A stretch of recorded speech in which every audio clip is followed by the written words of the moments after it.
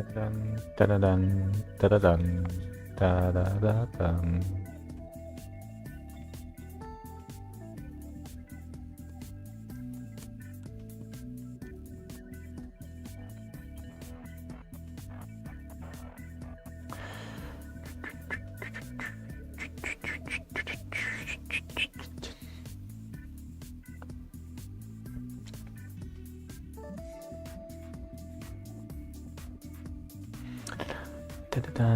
dun, dun.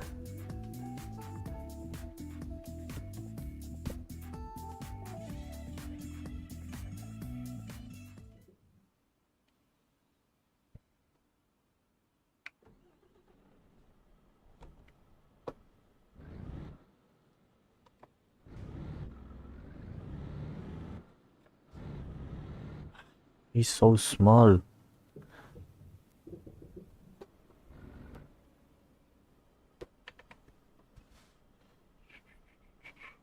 Yep, don't move.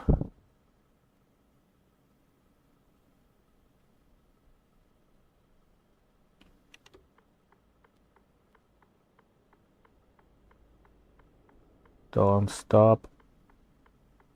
Why? Move.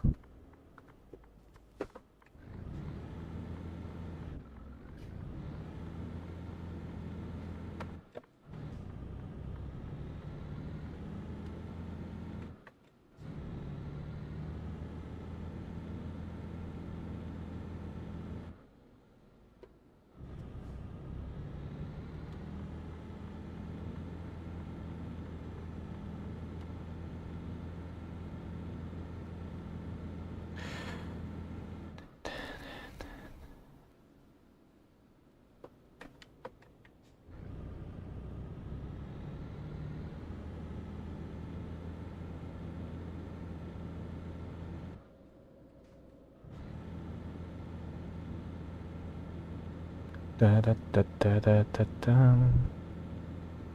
Come on, come on, come on. Can I? No. Shoot.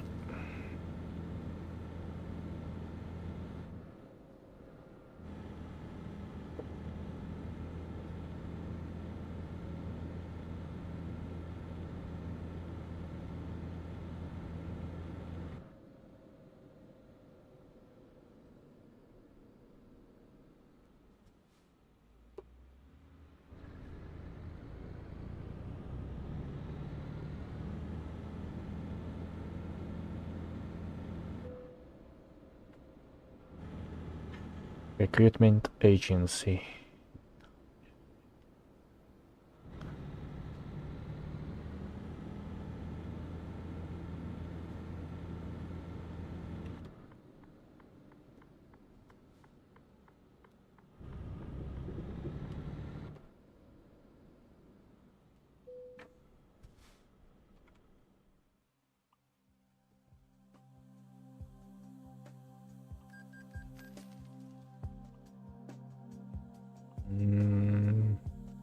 Not yet.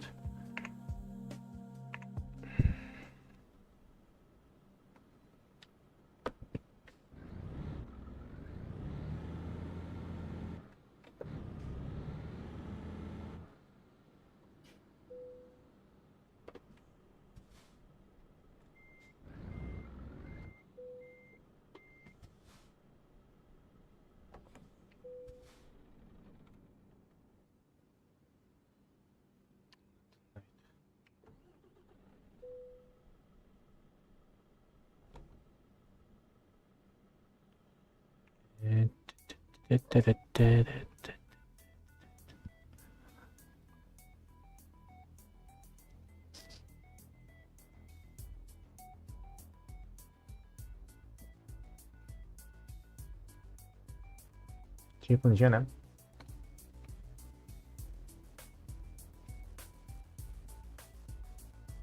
Está bien.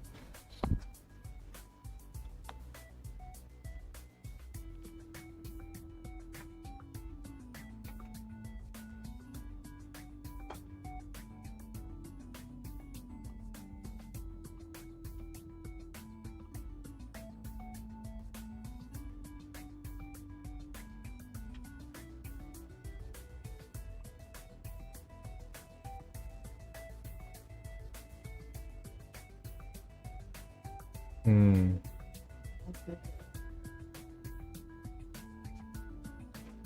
Mm, es- No se confunde. no.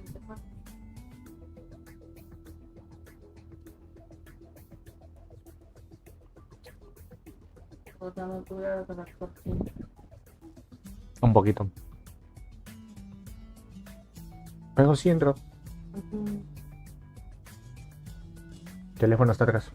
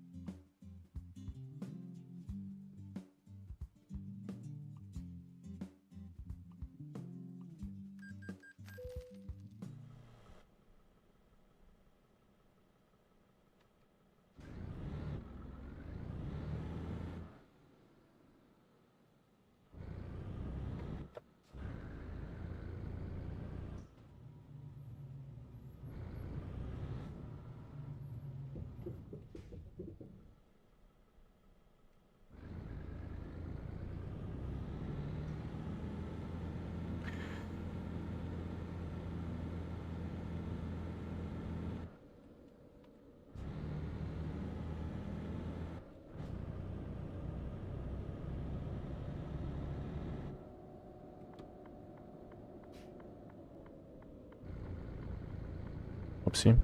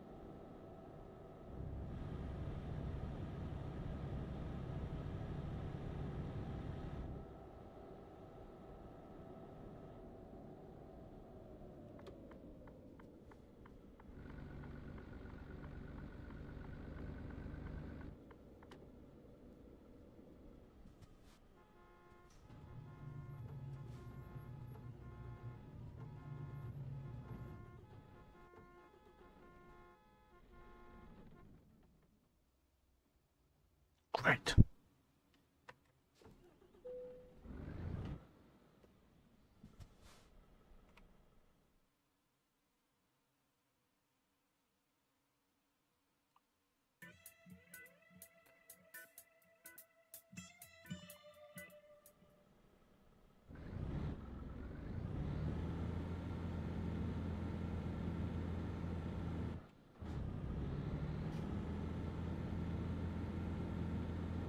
De arriba.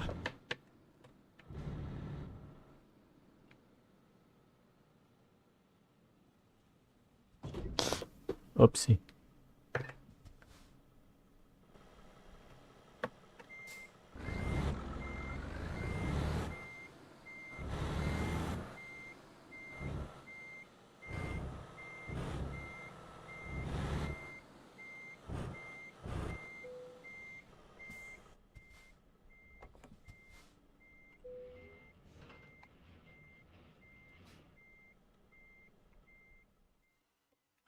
Okay.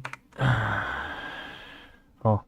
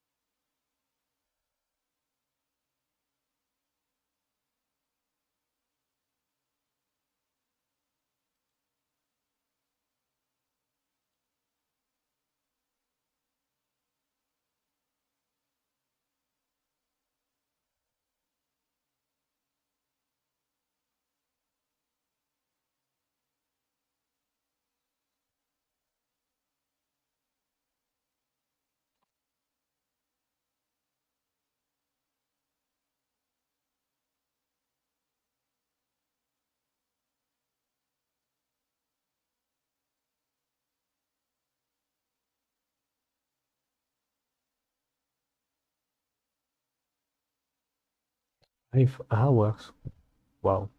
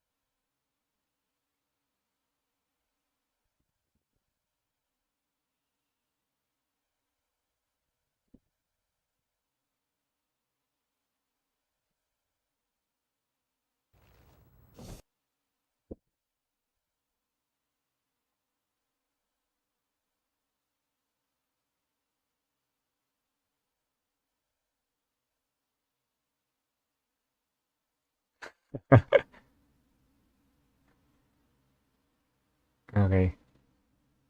Okay, let's start with this. Centrum, el multivitamínico número 1 en ventas en el mundo, llegó a Perú. Con la fórmula completa de 24 nutrientes en una sola toma. Wow.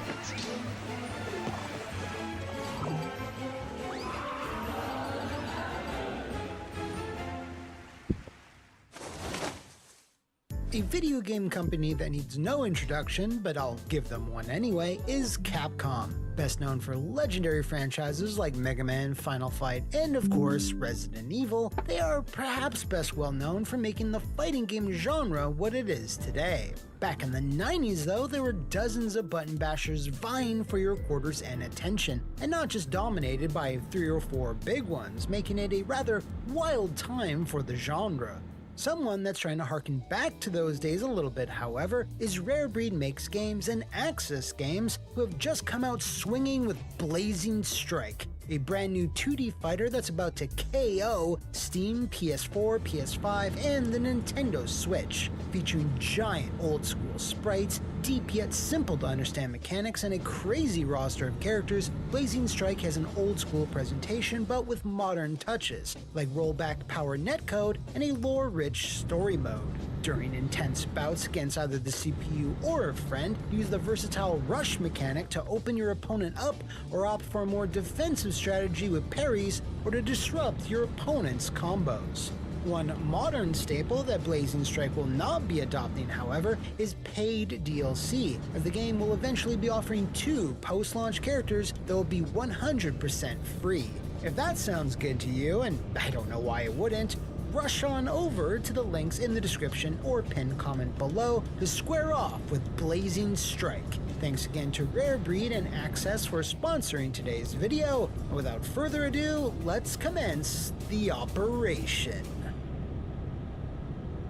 Hello and welcome to another episode of What Happened, where we are marathoning through the development stories of 4 different horror and horror-adjacent video games. And with that in mind, there are very few titles that fit that horror-adjacent descriptor better than today's subject. A subject that really encapsulated Capcom's 2010s obsession with pulling their flagship franchise Resident Evil away from its survival horror roots. Of course, I've tackled the 6th mainline entry before, which while commercially successful when it released in 2012, didn't quite hit the critical goals Capcom were expecting. A trend that was foreshadowed earlier that same year with a spin-off that didn't quite spin off. So get your best gas mask, sidearm, and cool call sign as I answer the question, what happened to Resident Evil Operation Raccoon City? More zombies.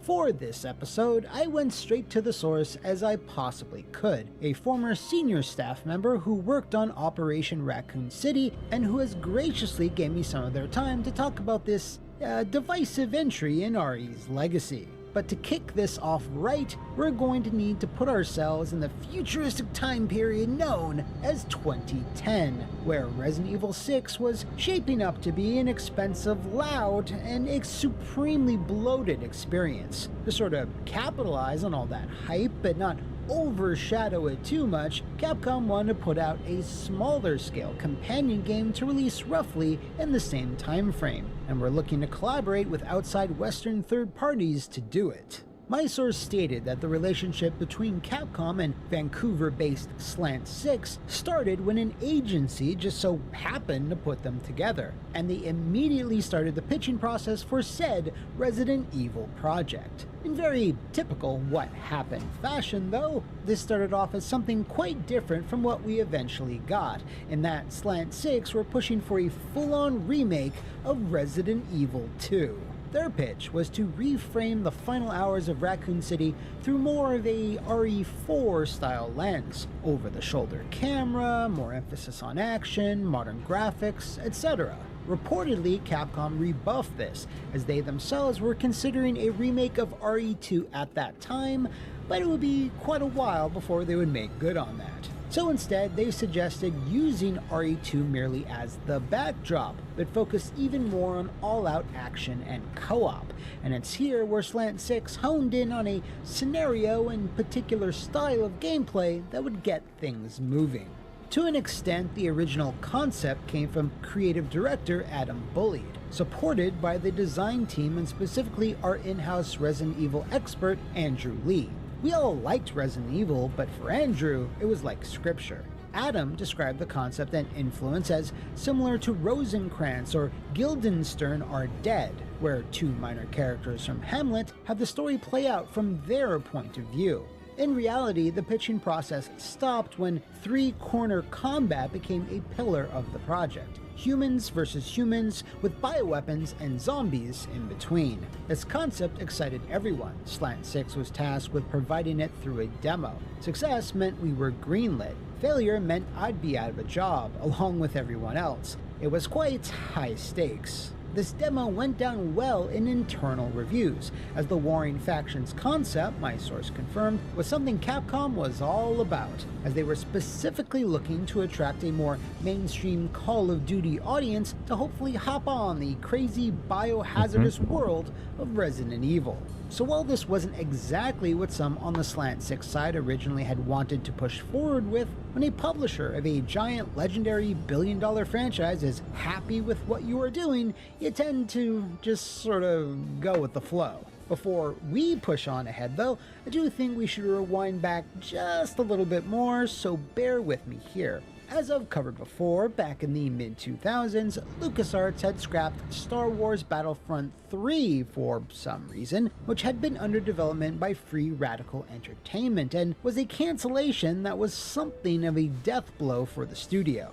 Why is this relevant? Well, after an attempt by Rebellion to salvage that project, LucasArts took the final swipe of its lightsaber and killed it completely. This process then restarted and ended the exact same way a few years later, when the house that George sort of built contracted Slant 6 to make an all-new version of Battlefront 3, and then just canceled it all over again. This is evidenced by the fact that in 2012, images of this version of BF3 were found on the final rework disc, which obviously sparked discussion about another hitherto unknown cancelled Star Wars title. Regardless of the reasoning behind this cancellation, it puts Slant 6 in a situation much like the one Free Radical found itself in earlier. When something you're cooking on the back burner gets ruined, it means all the pressure is now placed upon your main dish, and that pressure would certainly rise with the constantly changing scope and ticking countdown timer Slant 6 would have to work against to complete Operation Raccoon City.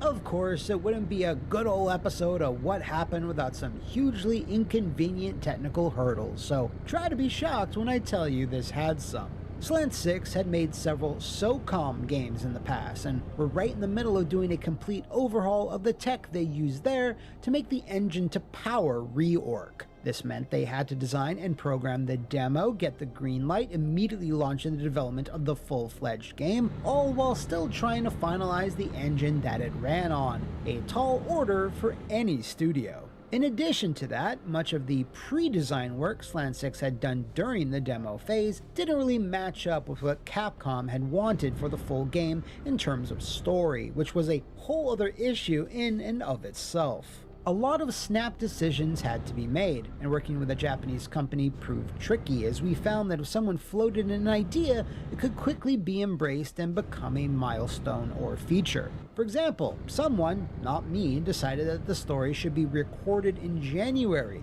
despite the game being greenlit in October. So, in the first quarter, the script recordings began. This was an incredibly short deadline, especially considering that, at the time, we were still struggling to complete our first level. Inafune-san's departure, in my view, significantly impacted the project. He was a supporter of external development and embraced innovation. After a demo of some upcoming gameplay, he once said, "Slant 6 understands Resident Evil." After he left, I felt some aspects of the project became less flexible and a bit more strained.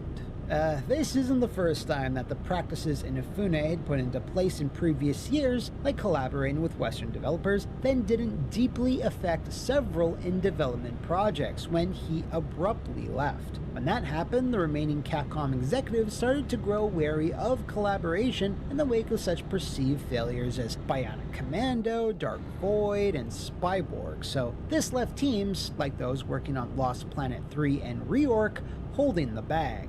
One such instance where Capcom and Slant 6 differing design philosophies came into play was with the tried and true headshot mechanic. Slant 6 initially approached it from a Western shooter perspective, where headshots would function as expected: aim, fire, and pop.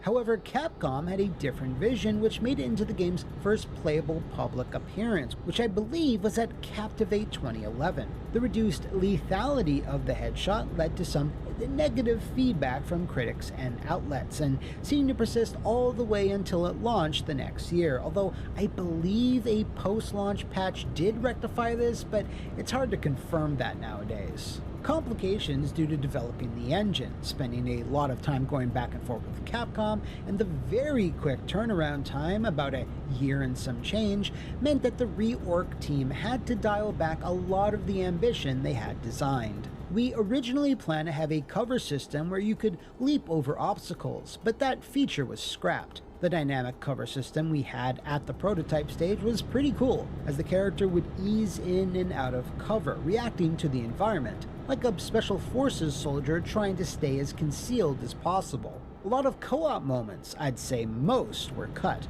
along with certain story scenarios. For example, the Super Tyrant was meant to have co-op gameplay where he'd be hanging on the elevator, and players would need to target both his hands at the same time to defeat him. We also had ideas for climbing co-op moments like grab my hand mechanics, breaching, and the demo class being able to blow alternative routes through levels with explosives. Flashlights, they are interestingly in the CG animated promo, however, they're not in the game for tech reasons. And oh, there is a reason City Hall was so big, it was meant to have a boss inside. Originally, Wesker was going to be featured in the game with a Super Wesker moment involving an injection, but that got cut as well. One feature that wasn't cut but was heavily scaled down was the Nemesis mode that shipped with the Xbox version, I think contractually. In the prototype, players could battle for control of Nemesis and actually control him, but this was cut.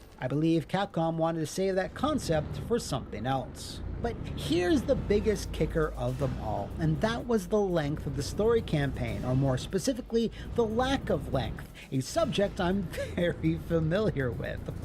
On a very casual playthrough, most players could beat the single player mode in around 6 hours, 4 if they really rushed. That wasn't Slant 6's original plan though, as they initially were going to create 2 distinct story campaigns so you could see the scenario play out between both the Umbrella Forces and the Spec Ops / Echo 6 team. Players would have been able to choose which one to start with, and completing a mission would unlock the next in the other campaign, along with a whole other tier of bonus missions on top of that. But much like a lot of the stuff we've just covered, it came down to a matter of unrealized potential clashing with an unrealistic timeline, and sadly it was Slant 6 that would be the ultimate casualty of that battle. Nuevas combinaciones de proteínas Dog Chow con Extra Life. Pide tu botella azul Clorox a 2 soles en su tamaño clásico o a 2 soles 30 en su tamaño XL. Slant 6 and Capcom would continually go back and forth on certain elements up until launch, which included the aforementioned issues regarding the game's story. It was Capcom's idea to de-canonize the game, once the whole Kill Leon aspect was added in, which is more of a marketing ploy than anything else. Yeah. The anonymous staffer also outlined the process Capcom took for the story and dialogue before it was integrated into the game. They were very hands-on. For example, I mentioned the deadline with the script. Once they received it, they took it in-house, reworked it, and then delivered it back. We were only allowed to make a few improvements. I remember some Western press criticizing Slant for the story, not knowing that it was ultimately written in-house. With all these issues, you should then not be too surprised that a familiar creature, one even more deadly than a hunter or as devastating as a tyrant, would eventually enter the fray. And that was, of course, the ferocious and hope-crushing Crunch Monster. My source stated that in the first 6 months of 2011, they only got 9 days off, spending many weekends in the office, along with several other core team members. Unfortunately, all that hard work didn't really pay off in the very end. When it launched in March of 2012, it was to a fairly negative critical response. Many found the main story campaign repetitive and lacking excitement, while consistent issues with bugs and online matchmaking being particular sticking points. A lot of these were eventually improved with patches, but some of you may recall here that addressing bugs and oversights like these took a lot longer back then than they do today, so it wasn't until June for them to finally be ironed out. Commercially though, Reorc did quite well the world over, which I guess is a testament to the game's more mainstream appeal, as it became the second best-selling game in North America that month, below only to the mighty Mass Effect 3. My source said they were directly told the game had cleared over 2 million copies in its first few weeks on sale, whereupon Slant 6 was also apparently told that a follow-up game would be on the table if they hit those sales targets. Somewhat predictably, this didn't exactly come to pass. We pitched several ideas. One of them was actually being moved forward, but I guess that's still under NDA. Another idea was to create a hybrid action horror game, a cross between Resident Evil and Uncharted, with Wesker as the main protagonist. The story would explore his divergence from Umbrella as he begins to realize that his research is being used in ways that differ from his original vision, a personal war between him and Umbrella. Now, I know this may sound like heresy to a few of you RE hardcores out there, but personally, Uncharted, Wesker's Fortune, or like Wesker May Cry sounds like some bomb-ass shit. Unfortunately, though, we don't live in that timeline. The former staff member explained that despite Reorg's very strong sales, its less than ideal critical reception affected their relationships with other publishers, and it made pitching future projects quite difficult. So, after 3 mobile games that, I'm just going to be honest here, I've never heard of, Slant 6 were essentially forced to close their doors in 2013, despite Reorg's commercial success. To this day, Capcom has attempted several times to try and offer some type of multiplayer-heavy online Resident Evil shooter thing. At this point, I'm starting to think this ambition has just been thwarted again and again by like a bio curse or something. And it just sucks that a passionate studio was taken down along with it. As for the former Slant 6 staffer, well, they don't view the experience completely negatively, saying that, despite Capcom taking the game in a direction that the team didn't fully agree with, there were still rewarding moments. For instance, dreaming up the narrative of how the dead soldiers and tyrants you encounter in Resident Evil 3 met their fate was incredibly satisfying. Orc provided the backstory for those events, filling in gaps that fans had long wondered about. It remains to be seen if Capcom will ever revisit this sort of premise, but you never know. One day, they're just gonna put more RE characters into Dead by Daylight. Who am I kidding? A big thanks goes out to the former staff member who was so forthcoming for today's episode. And if you out there know of any other biohazardous befuddlements in the video game or movie industries, do let me know in the comments below, or take an elevator into the secret laboratory that is my social media. See you next time, and thanks for watching!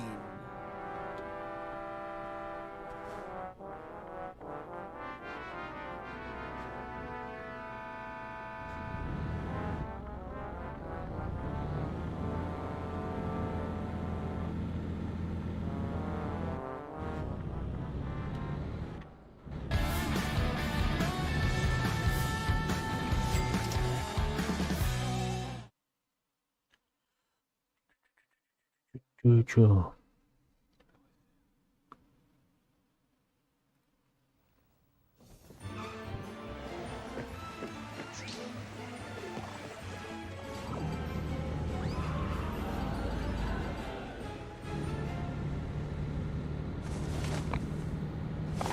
Hello and welcome to another fact-discussing and block-busting episode of What Happened, the show where we... Wait, what are we doing again? The Borderlands movie? Jesus, okay. Okay, in that case, what's the opposite of blockbusting? Oh, okay. Block repairing episode of What Happened, the YouTube-style pop culture media show that cracks open the darkest vaults from all over the entertainment industry. And you're all in luck, because today's sordid little story will not only be doing that, but delve into the realm of complete and utter movie mismanagement, which includes, but is not limited to, financial fumbling, creative uncertainty, poor timing, catastrophic casting, and just plain old bad luck, which resulted not only in producing the biggest box office bomb of 2024, but one that took 9 years to fail. So ready your fusion-powered, acid-spewing rocket machine guns and psycho masks as I answer the question, what happened to Borderlands? The movie! Could you turn this shit off? In 2014, Gearbox's premier FPS franchise was let's just say, in flux. While the 2012 sequel was an unmitigated hit by every possible metric, the newest release, the pre-sequel, was seen as divisive by a sizable percentage of fans, so much so that I still get requests to cover it to this day, but let's just get this movie out of the way first, because it's far, far more bizarre. So, in 2015, with the pre-sequel now in the rear view and having not done as well as its numbered predecessor, it seemed a little odd odd for Gearbox, 2K Games, and Lionsgate Entertainment to announce that they were teaming up to bring Borderlands to the silver screen, but that's exactly what they did, and even in these early days, things seemed a bit off. You see, in May of that year, early reports started circulating throughout the trades and websites that Lionsgate were tapping writer/director Leigh Whannell to helm the adaptation, no doubt due to their shared success working on the Saw franchise, of which he was the co-creator of. The report even mentions that the tone and style they were aiming for was going to be Mad Max by way of Guardians of the Galaxy, which turned out to be scarily accurate and not at all surprising. Fury Road had just wowed cinema goers that very month, and Guardians had been one of 2014's biggest hits. This report therefore seemed rather credible and all but confirmed, until it was somewhat deconfirmed that August when a press release finally went out, formally announcing that work on the movie had officially begun and introduced a select few of the creative heads of the project. Interestingly, one of them just so happened to be an old friend of What Happened, good old Avi Arad, who, as of this writing, is insisting that the Metal Gear Solid movie he announced back in December of 2020 is still a real thing. Anyway, the official press release was all sunshine and rainbows, with everyone promising the world but not giving any real tangible details on who would be writing or starring in it, which is usually the case for a press release like this, where 90% of the time, at least a director is attached to drum up interest. Leigh Whannell wasn't mentioned at all, which, you know, fine, maybe they hadn't sealed the deal on him just yet, but it seemed like they hadn't sealed the deal on anyone. After the announcement, the project went dark for several years, which, if you are not familiar with movie-centric What Happened episodes, means that nobody could deliver a script that satisfied everyone. And in this particular case, there was a lot of, everyone. Borderlands has something like 18 different people in its producing credits, including Avi, his brother Ari, various Lionsgate execs, former Lionsgate execs, 2K's Strauss Zelnick, and of course, Randy Pitchford. This long back and forth seemed to be one of, if not the earliest and perhaps biggest issues that befell the production, because it pushed everything way past the intended timeline. Without a complete, or at least near complete script, it's hard to nail down a director. Without a director, it's hard to nail down stars. And given the very obvious timing of when the project was announced, it's pretty clear that the movie was originally supposed to open in theaters within spitting distance of 2019's Borderlands 3, a date they would miss by a lot. During this long gestation period, a number of writers were hired to try and crack the script, such as an R-rated take by Aaron Berg in 2016, and another attempt in 2018 by Cloverfield Paradox scribe Oren Uziel. But neither of these could satisfy the army of producers, and thus got no closer to production. This changed in 2019, when the entire planet of Pandora cheered in unison when it was announced that an incredible rising talent had joined the team. Craig Mazin, who got his start writing lighter fare such as Scary Movie 3 and 4 and The Hangover 2 and 3, hit it big when he started developing the incredible HBO miniseries Chernobyl, which stunned critics and fans when it debuted that same year. He was one of the hottest names in Hollywood at the time, so he got to work to crack that Borderlands problem and solved it in short order. His take was praised by all the producers and immediately went into production, which is something I would be saying to you if this wasn't what happened. Manifestando tener más este año, recarga 7 soles y ten más gigas y hartos beneficios. Mezcla Poet y crea tu propia fragancia para expresarte.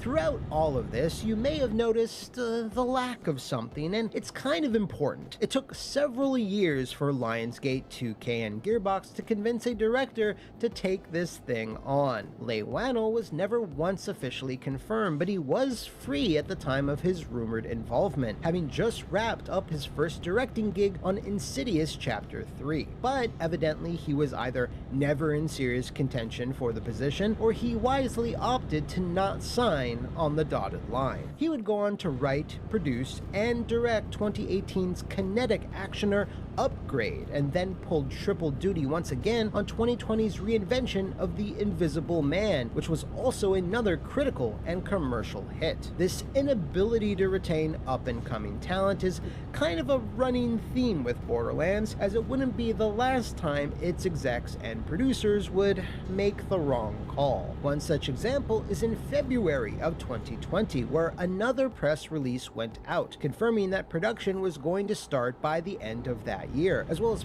proudly proclaiming that they had finally secured a director, that being Eli Roth. Now, it's not controversial to say that Mr. Roth has had a spotty filmography. For every Cabin Fever or Hostel, you have the absolutely dreadful Knock Knock, or the even worse Death Wish remake. And then you have something more in the middle, like his attempt at family-friendly PG-13 fare, The House with the Clock and Its Walls. Now, while those are some of his directing credits, he also has several writing ones as well, and his comments from the press release made it pretty clear that some things were going to change. I'm so excited to dive into the world of Borderlands, and I could not be doing it with a better script, producing team, and studio. I have a long, successful history with Lionsgate. I feel like we have grown up together, and that everything in my directing career has led to a project of this scale and ambition.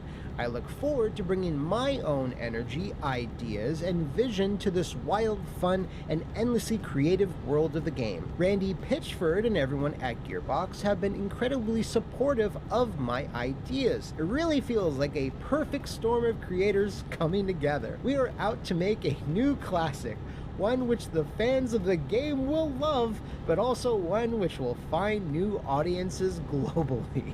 That sounds like some wacko BS, right? Now, if he felt that there was Yes. no better script than the one Craig Mazin handed in, it's a little curious as to why it went through 2 additional rounds of rewrites, which clearly meant somebody wasn't happy with it. And when you have 18 different producers, co-producers, and executive producers, your guess is as good as mine. The first rewrite was handled by Tony Rettenmaier and Jewel Taylor, with the latter having credits on both Creed 2 and that Space Jam sequel nobody remembers. Following that, Eli Roth also took pen to page and did his own version, so much so that he's credited as the co-writer of the final film, along with another intriguing individual we'll get to later. But to any outsiders at the time, this would have all appeared fairly normal, unless you started to actually think about it and how it took 5 years just to get to this point. And speaking of normal, well, not so normal, I'm sure some of you will recall that the world was a bit different in 2020 and 2021, and that of course affected the movie industry, which typically has hundreds of people working closely together for weeks and or months. Lots of productions were either delayed or shut down, and those that were just starting up had to deal with plenty of restrictions and not having the regular filming locations available to them, as it was largely based on how each country was responding to the pandemic. This also could be said about the cast, in that the list of available actors who wanted to work at the time was probably a little thinner than usual, so some favors would need to be called in. Roth had previously worked with both Cate Blanchett and Jack Black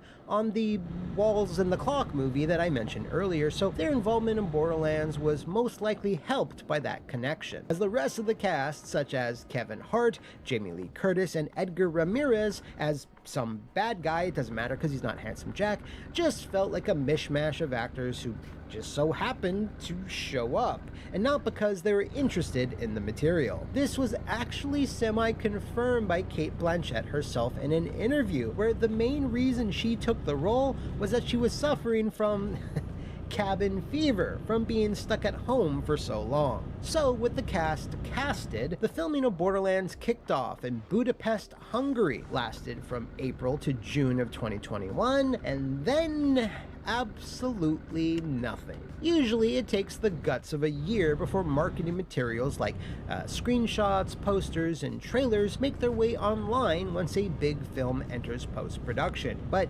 yeah, not in this case. Lionsgate only released one singular image of Borderlands over the course of the next 2.5 years. And as you can see, it was not the most exciting. Damn, I feel so bad for all those websites that are forced to use this over and over again for all their articles. But why such a long post-production period? Well, despite the initial filming being 100% complete, some or all of the 18 producers were obviously not happy with it, until they eventually decided that something had to be done because the never-ending delay was kind of getting embarrassing. Little did they know, however, that the embarrassment had only just begun. At the top of 2023, the rumor mill began ablazing with the story that at I knew it. Propaganda.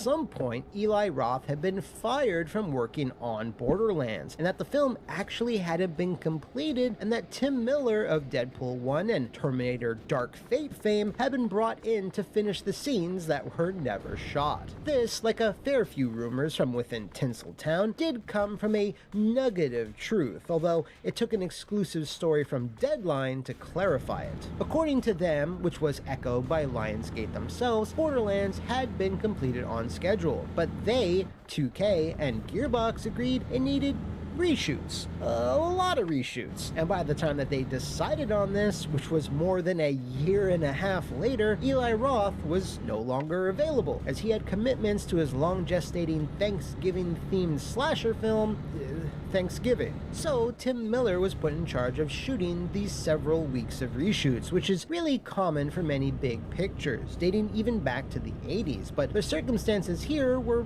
definitely unique. Usually, when a movie initially wraps, the editing process then reveals problems with the whole, like needing more connective tissue between scenes, additional dialogue, etc., etc. But this is usually decided quite quickly, so they can easily retain the services of the original director or actors, lest they get too busy with future projects. But for whatever reason, these reshoots happened well after the fact. Hell, the young actress that played Tiny Tina had grown noticeably older, so they constantly had to film her from behind or with faraway shots. Of course, the biggest red flag of hastily done reshoots, and of course studio interference, is voice-over dialogue, as it's fast, cheap, and can get across a ton of plot without having to, show a ton of plot. So that's why the finished film that played in theaters was absolutely dripping with it. Let me tell you everything you need to know about Pandora. The once peaceful world was overrun with fighting and killing. That's why. A daughter of a rich divine would open the vault. Why was there such a long delay before the reshoots began, though?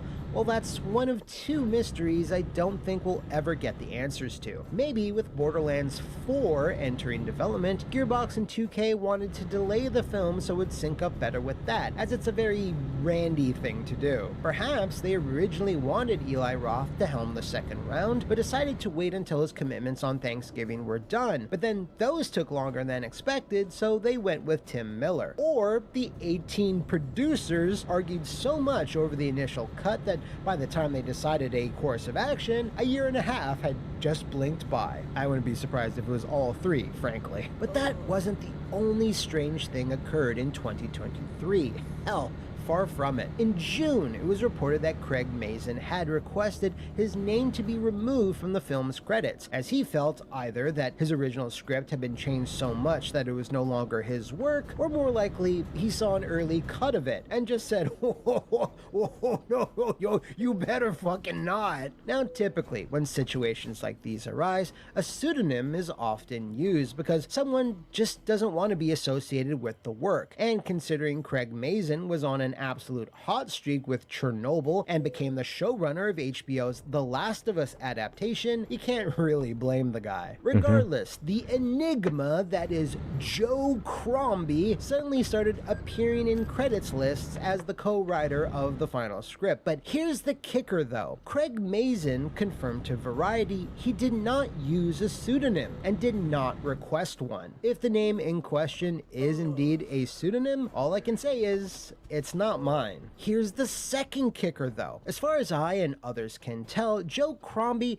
doesn't seem to actually exist, in the Hollywood system anyway. Sorry to any Joe Crombie fans in the comments, you guys are the real ones. You see, Joe Crombie had a problem. He had no other credits, doesn't have a profile on the Writers Guild of America, has no biography or even a single picture. He's a man without a face, without a past, like he's dark, man, I guess. This is the second mystery I doubt we'll ever get a straight answer to, but if you want a few theories, I got him. Craig Mazin is lying. I don't know why he would do this, as he's already disassociated himself from the film, but yeah, that's a remote possibility. 2, this was done to salvage Eli Roth's reputation. He's already listed under the story by credit as well as the co-writer, and since there was such a huge amount of post-production time, everyone behind the scenes probably got a good long look at this thing and knew they had a loud, irritating, incomprehensible mess on their hands, and nobody wanted to take ownership of it. So a compromise may have been reached between Roth and the producers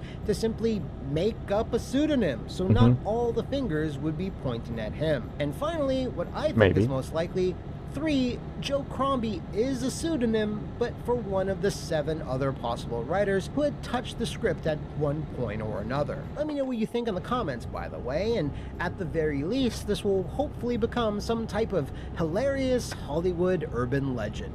Regardless of the truth, everyone was correct to try and distance themselves from Borderlands. When the first trailer dropped, many fans felt it did indeed look like an overt Guardians clone, which made sense when this movie was supposed to be made back in 2015, but this was 9 years later, when even the Guardians franchise was kind of stepping away from that overused, quirky tone and to something more nuanced and impactful with the third installment. The concept of video game adaptations had even changed significantly since then too, especially with The Last of Us and Fallout, or even the likes of Mario and Sonic, which at least tried to please fans with cameos and references. Borderlands, however, cobbled together its own mix of brand new material and grabbed whatever it wanted from established lore to the point where the movie didn't really resemble any one game. Even Randy Pitchford saw the writing on the wall from the fans' displeasure when he tried selling it as some sort of alternate universe that stood on its own 2 feet, even though it didn't. But no one was buying,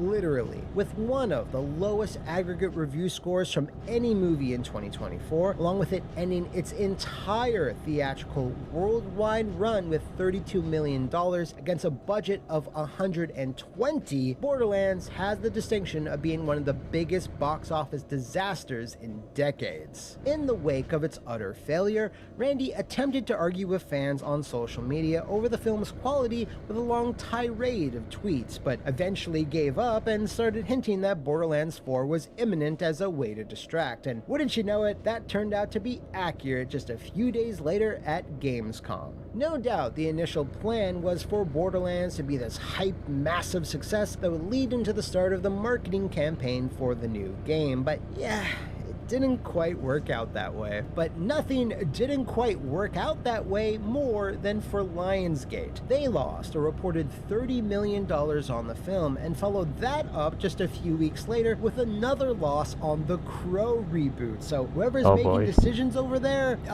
stop. What's also stopped were the plans of Borderlands becoming the next big movie franchise, because out of every one of these I've done before, I can honestly say this is the most flabbergasting. Every move made here, from the casting to the directing to the marketing, just every single decision was the wrong one. And sometimes it takes that magical combination to result in a failure this catastrophic, which is strangely appropriate for the wild and unhinged world of Pandora, I guess. Look, I'm just trying to put a positive spin on this somehow. It's hard, okay? And if you know of any other development stories from the video game or movie industries that go even harder, let me know in the comments below or open the giant stinky vault that is my social media. See you next time, and thanks for watching.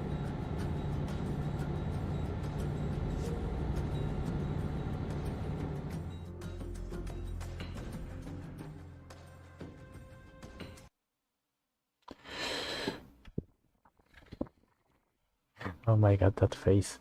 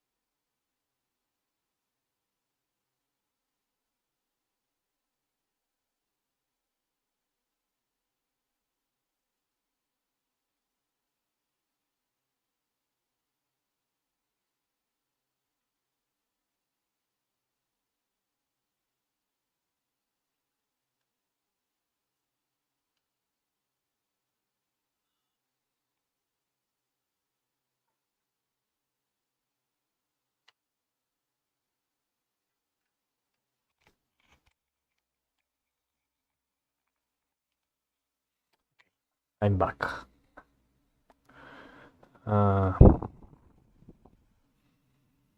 Wait. Game 4 hours, not too much.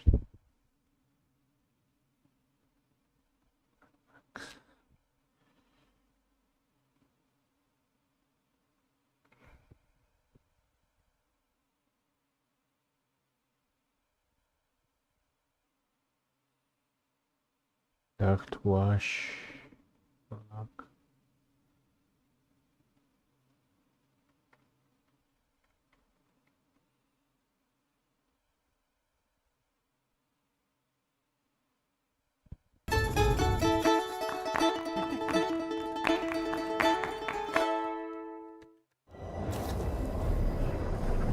Bienvenidos al tren del más allá.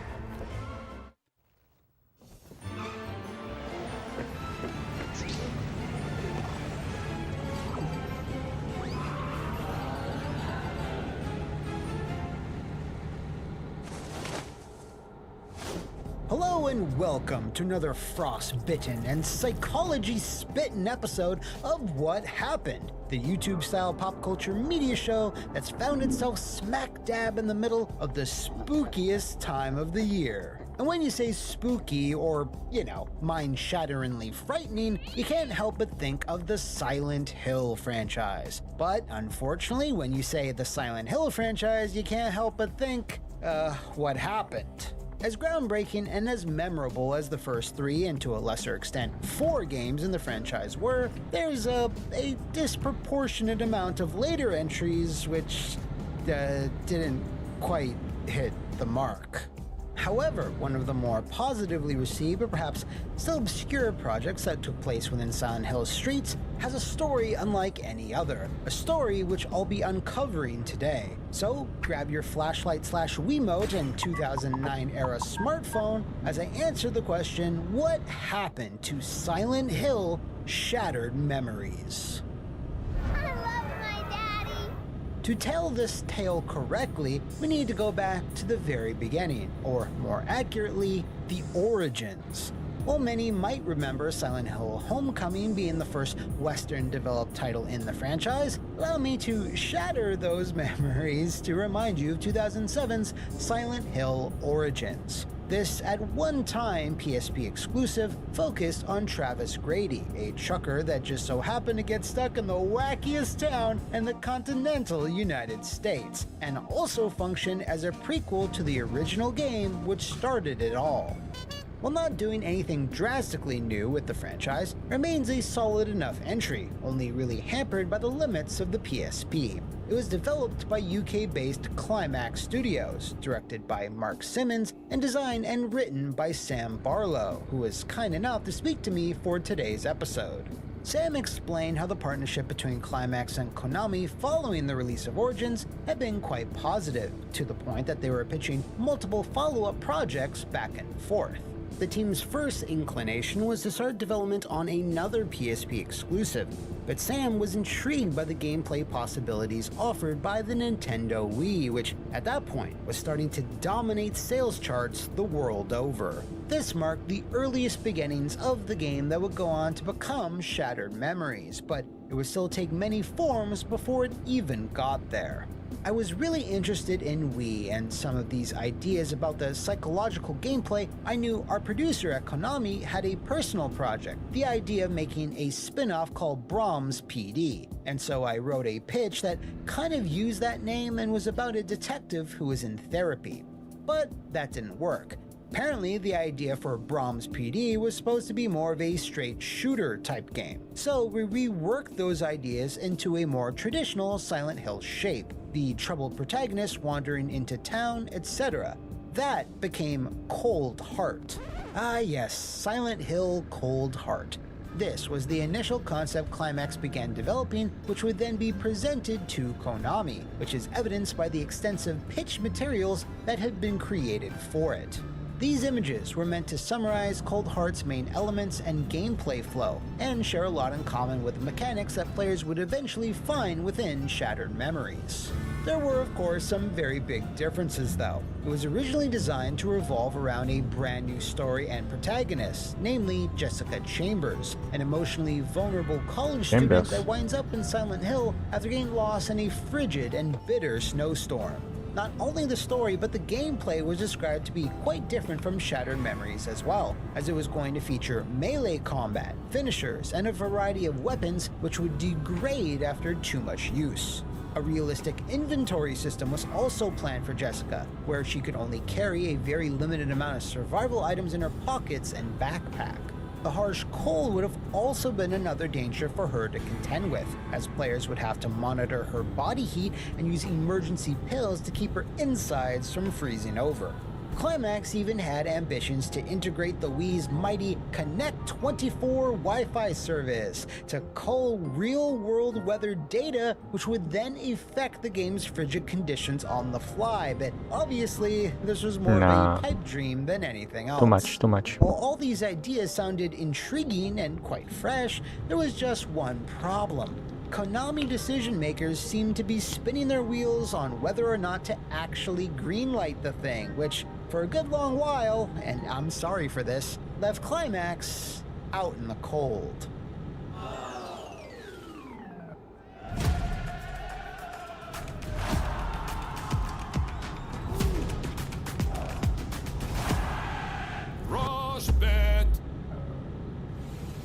After a long bout of playing phone tag with Konami about whether or not they could move forward with Cold Heart, the team would discover a way to possibly grease the wheels to finally get things moving. Around this time frame, Konami had Silent Hill Homecoming in the works and was set to be released imminently, and there was already plenty of trepidation from fans and critics regarding it, most of which would be well-founded. So, with that context, and this is my own theory here, there might have been some concern from Konami that another brand new entry/protagonist so soon would have been a bit risky, especially since they're venturing into the unknown void known as the Evergreen Wii audience. It's at this point where it was eventually suggested that Climax should consider chipping away at Cold Heart until it's in a more familiar shape, as it might get the whole thing jump-started. We were getting to the point of needing to get it to a green light meeting with the higher-ups at Konami. That was when, this is how I remember it at least, our producer pointed out that a remake of Silent Hill had already been greenlit a while back, and so we pivoted to make this Wii game a remake of Silent Hill 1. Then we could kind of skip a step and start working on things sooner. I asked Sam for a bit of clarification on that last statement, and what he revealed was quite interesting. Yeah, there was a proposed direct remake of Silent Hill 1 that was greenlit, but never happened. Shattered Memories took up that slot. Of course, with all the pre-production work Sam and the rest of the team had designed, like the snowy frozen aesthetic, the emphasis on psychological profiling, the cell phone integration, etc., suddenly bolting a straightforward remake of Silent Hill 1 onto those new mechanics wouldn't really work. Therefore, they would have to get more creative with how the game would be presented to both fans and critics. The reimagining was something we pushed for. We genuinely didn't think there was much left in the tank in terms of remaking Silent Hill 1 at that point. The movie had done its version. Silent Hill 3 had revisited that storyline, and Silent Hill Origins was a very straight retread of the locations and a lot of the atmosphere and basic storytelling. It felt necessary to have a more interesting angle on things to avoid creating something underwhelming. This tactic actually worked. Once the story of Harry Mason trying to save his daughter Cheryl was brought in and Jessica Chambers was taken out, the project got the official green light and was renamed to Shattered Memories. Konami would frame and advertise the project as an alternative take or a reimagining of the story and setting most fans were familiar with, which would not only be appealing to them, but also be an appropriate jumping-off point for Wii owners who weren't accustomed to Silent Hill's unique brand of psychological terror. Unfortunately, the delays in the greenlighting process, the concept of reimagining Silent Hill 1 rather than just emulating it, and coming to grips with the Wii's admittedly underpowered nature meant several gameplay elements featured in the pitch documents for Cold Heart would need to be scaled back or cut altogether. The combat and inventory systems were removed, along with the body heat mechanic, and the Wii Connect 24 weather integration, but in their place, more emphasis was put on the psychological profiling system and the lifelike flashlight and snow effects. For those not familiar with the former though, allow me to quickly explain. Through a series of interviews in the office of one Dr. Kaufman in between chapters, and what the player focused on and interacted with in Silent Hill itself, story and visual elements in the game would change to reflect that, which in theory would lead to a game that was somewhat customized to each player. Sam explained to me that implementing this and other systems on what was essentially 2 GameCubes duct taped together wasn't exactly easy. We kept throwing technical challenges into the mix. The seamless streaming, no loading, a lot of the rendering stuff, the ice refractions, the shadow casting off of each snowflake. We really wanted to make this a technical showcase for the Wii, as well as a lot of the gameplay, the psychology system under the hood, etc. A lot of that stuff we were creating from scratch. We also had a few layers of gameplay we wanted to incorporate into the nightmare sequences that we ended up having to leave on the shelf because of the constraints we had on the Wii and the amount of work involved for a team of our size. The chase-like nightmare sequences were created in lieu of the standard melee combat that was proposed in Cold Heart, which would have been done via motion-controlled strikes, grapples, and finishers. Instead, the nightmare sequences revolved around hiding and circumventing enemies, and would receive a divisive reaction from fans and critics in the final game because, while it played into the whole reimagining aspect quite well, some found them repetitive and confusing to navigate, although they only represented a small percentage of the overall gameplay. Now, something that's been mostly unknown up until now and was confirmed by Sam himself was that Climax were not only putting together Shattered Memories, but initially had plans to make a side project at the same time. This was another PSP title that was going to follow Michelle Valdez, the new character that was introduced in Shattered Memories, and would actually contain a few overlapping scenes with its bigger console brother, but sadly, it didn't get past the concepting phase. We had a PSP game that was supposed to be developed in parallel. At some point, higher-ups questioned why spend the money to make 2 different games. So they got rid of the PSP idea, and we had a PSP port running of Shattered Memories. PS2 came quite late.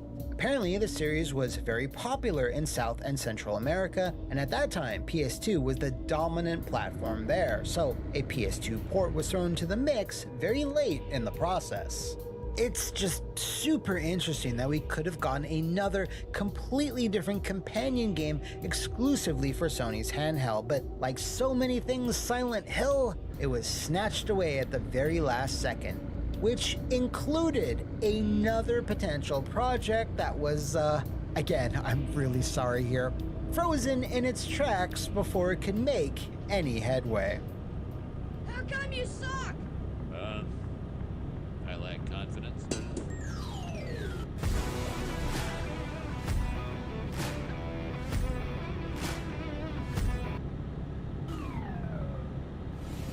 When Shattered Memories was formally announced to the public, there was of course some confusion about what it exactly was, as the concept of a reimagining of a video game was unheard of at that time and still kinda is, funnily enough.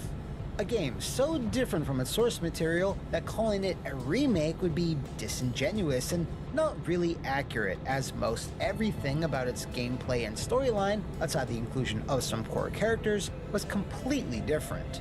Even if the concept was intriguing though, some of that potential was slightly hampered by this very specific marketing image. This shot of Harry absolutely terrified, like he was in the middle of playing a particularly goosebump-inducing session of Ju-On for the Wii, had that certain je ne sais quoi that made it ripe for mockery. I specifically remember several websites, Destructoid mostly, poking fun at this image on a very regular basis. until eventually, I believe, Konami even cycled it out of its marketing materials and replaced it with this much more subdued one. When the game creeped onto Wii's in December of 2009 for North America and early 2010 in the rest of the world, it came at a very, very busy time. This was the height of Nintendo domination, with the company selling nearly 4 million Wii consoles in just 1 month, compared to the PS3 and Xbox 360, which only moved 1.3 each. The top 20 best-selling games were also largely composed of casual, motion-controlled fare, like Wii Play, Wii Sports Resort, and Wii Fit all in the top 10, with New Super Mario Bros. Wii sitting at the very top. Unfortunately, Silent Hill was nowhere to be seen in the top 20, and honestly, I couldn't find any solid numbers for it at all. So I asked Sam if he could shed some light on its commercial success. No idea. I know that by the time the game was ready, third parties were cooling on Wii. They weren't seeing the success with third-party stuff that they'd hoped for looking at the console's numbers. So I think it was already being expected to underperform there, and I think the release was fairly muted in terms of how hard the game was being pushed to the larger Wii audience. Reviews, thankfully, were on the higher end, nearly breaking a healthy 80 average for the Wii version, with many outlets impressed by the graphics, the voice acting, the writing, and one of the very best twists ever seen in a horror game, or hell, any piece of horror fiction in general. So while we're unsure of how well it sold, Konami were at least happy enough with Climax's efforts to continue to work with them, as their relationship did not end there. In fact, it was going to continue. We did keep pitching things. If I remember correctly, we had a project that was taken to Greenlight, and we were excited, but then heard back that things didn't work out because it was revealed that Kojima was working on his own Silent Hill game, so I think that was kind of the end of that. It is a cruel, somewhat ironic fate that a new Silent Hill project was cancelled for another new Silent Hill project that was then also cancelled. Yes. Fortunately, this didn't affect Climax all that much. They ported Lords of Shadow to the PC, which is a great version by the way, developed the 3 Assassin's Creed Chronicles games, and assisted Housemarque in the development of Returnal. Sam Barlow left the studio in 2014, but has had an incredible run of creating some truly innovative narrative-based games like Her Story, Telling Lies, and most recently, Immortality, all of which were critically lauded. As for Silent Hill, well, as of this writing, we are 2 games deep into its second, I think third resurgence now, and it's not going so great. Hopefully, the Silent Hill 2 remake can right the ship, but it really remains to be seen. We did it! But if you'd like to see how it's going, head on over to my second channel, Flophouse Plays, to see Liam and myself brave its rusty, dusty horrors. Thanks again to Sam Barlow for taking the time to answer all of my questions. And if you out there would like to nominate another haunting tale of development in the video game or movie industries, let me know in the comments below or enter the foggy and/or frozen streets of my social media. See you next time, and thanks for watching.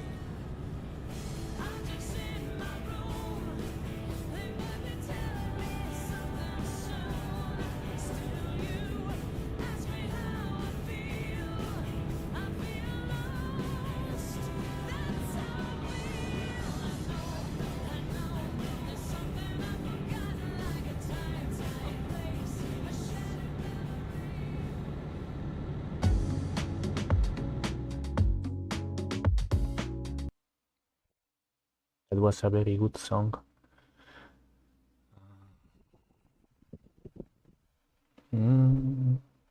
Suffering. Very good. Gente, este es mi primer stream. Vamos a hablar de música, podcast, artistas, todo lo...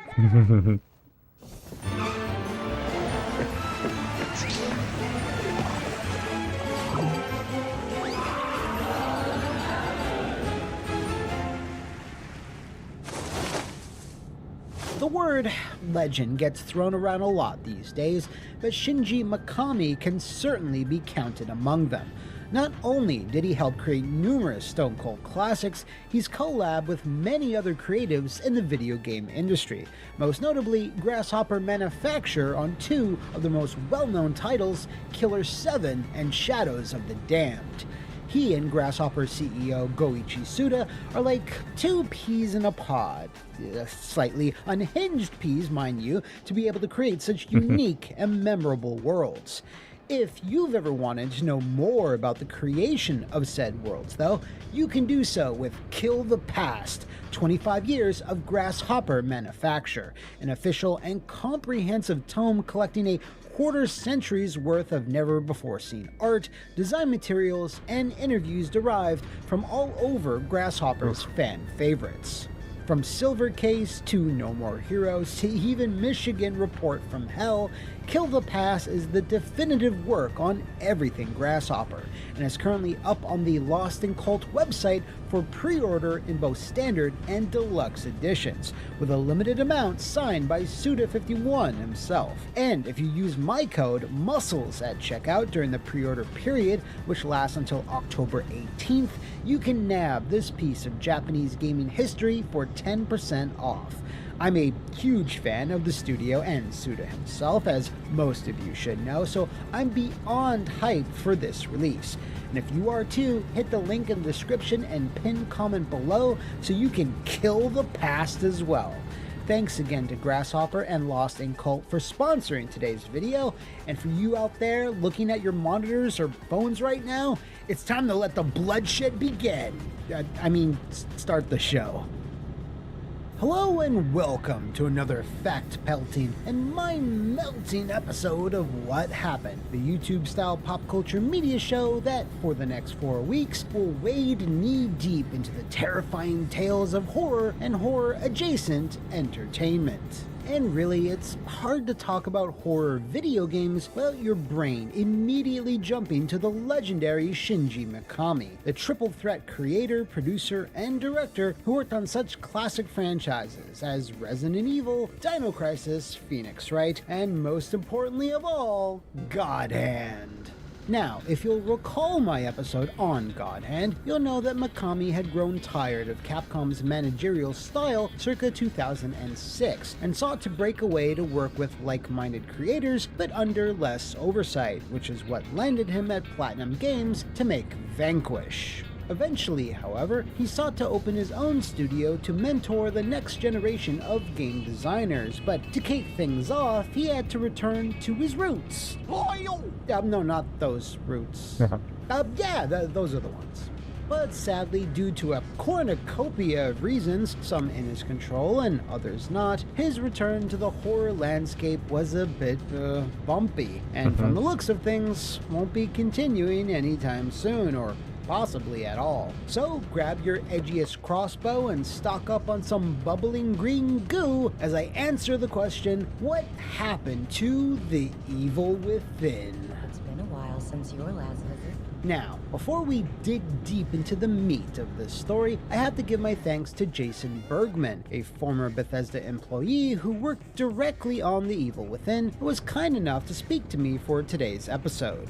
He talked freely and quite positively about his time on the project, helped me fill in some of the blanks, and gave me some valuable insight on The Evil Within's development. Around 2008, Bethesda, or rather its parent company ZeniMax, was opening branches all over the world, and identified Japan as a region that would see steady growth. So basically, the opposite of what Inafune had thought. To run this new Japanese branch, they hired Tetsu Takahashi, who had previously worked at Capcom in the early 2000s, but in a very specific role. It had been his job to oversee the various releases and localizations of Western games for the Japanese market that Capcom had licensed from others, such as Grand Theft Auto, God of War, and even Call of Duty.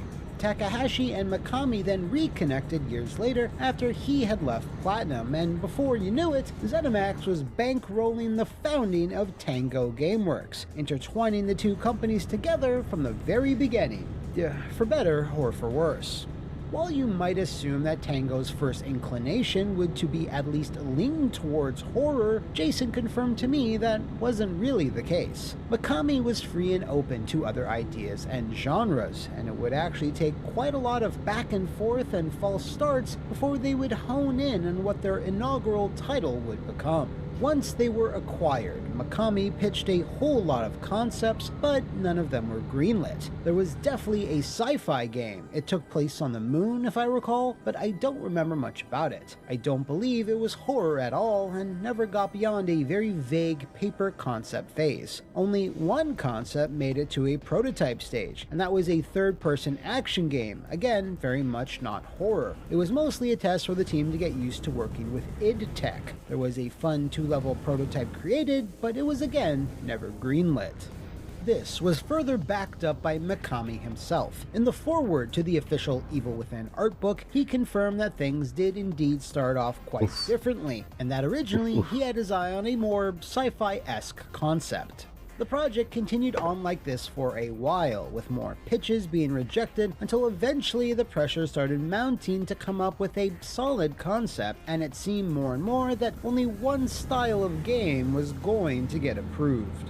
This pressure, of course, affected Mikami the most, and while his intentions to make something new and unexpected were admirable, for Tango Gameworks to come out the gate swinging, he would need to once again return to the world he created. He would need to return to the world of survival horror. Para mí, es importante cuidar a mis niños. Por eso, dejo mi nido limpio y desinfectado. Y solo uso Clorox. Aunque no se vean, las bacterias en la superficie se reproducen muy rápido. Clorox desinfecta y es la única lejía aprobada para la prevención del crecimiento de bacterias. Hasta por 48 horas. Por eso en Clorox, yo confío. Prepara tus maletas para explorar lo mejor del Perú. Compra tus pasajes en latam.com. Y vive una aventura inolvidable disfrutando de la calidez, los sabores y paisajes de nuestro país. ¿Qué esperas? Tus mejores vacaciones comienzan viajando junto a LATAM Airlines.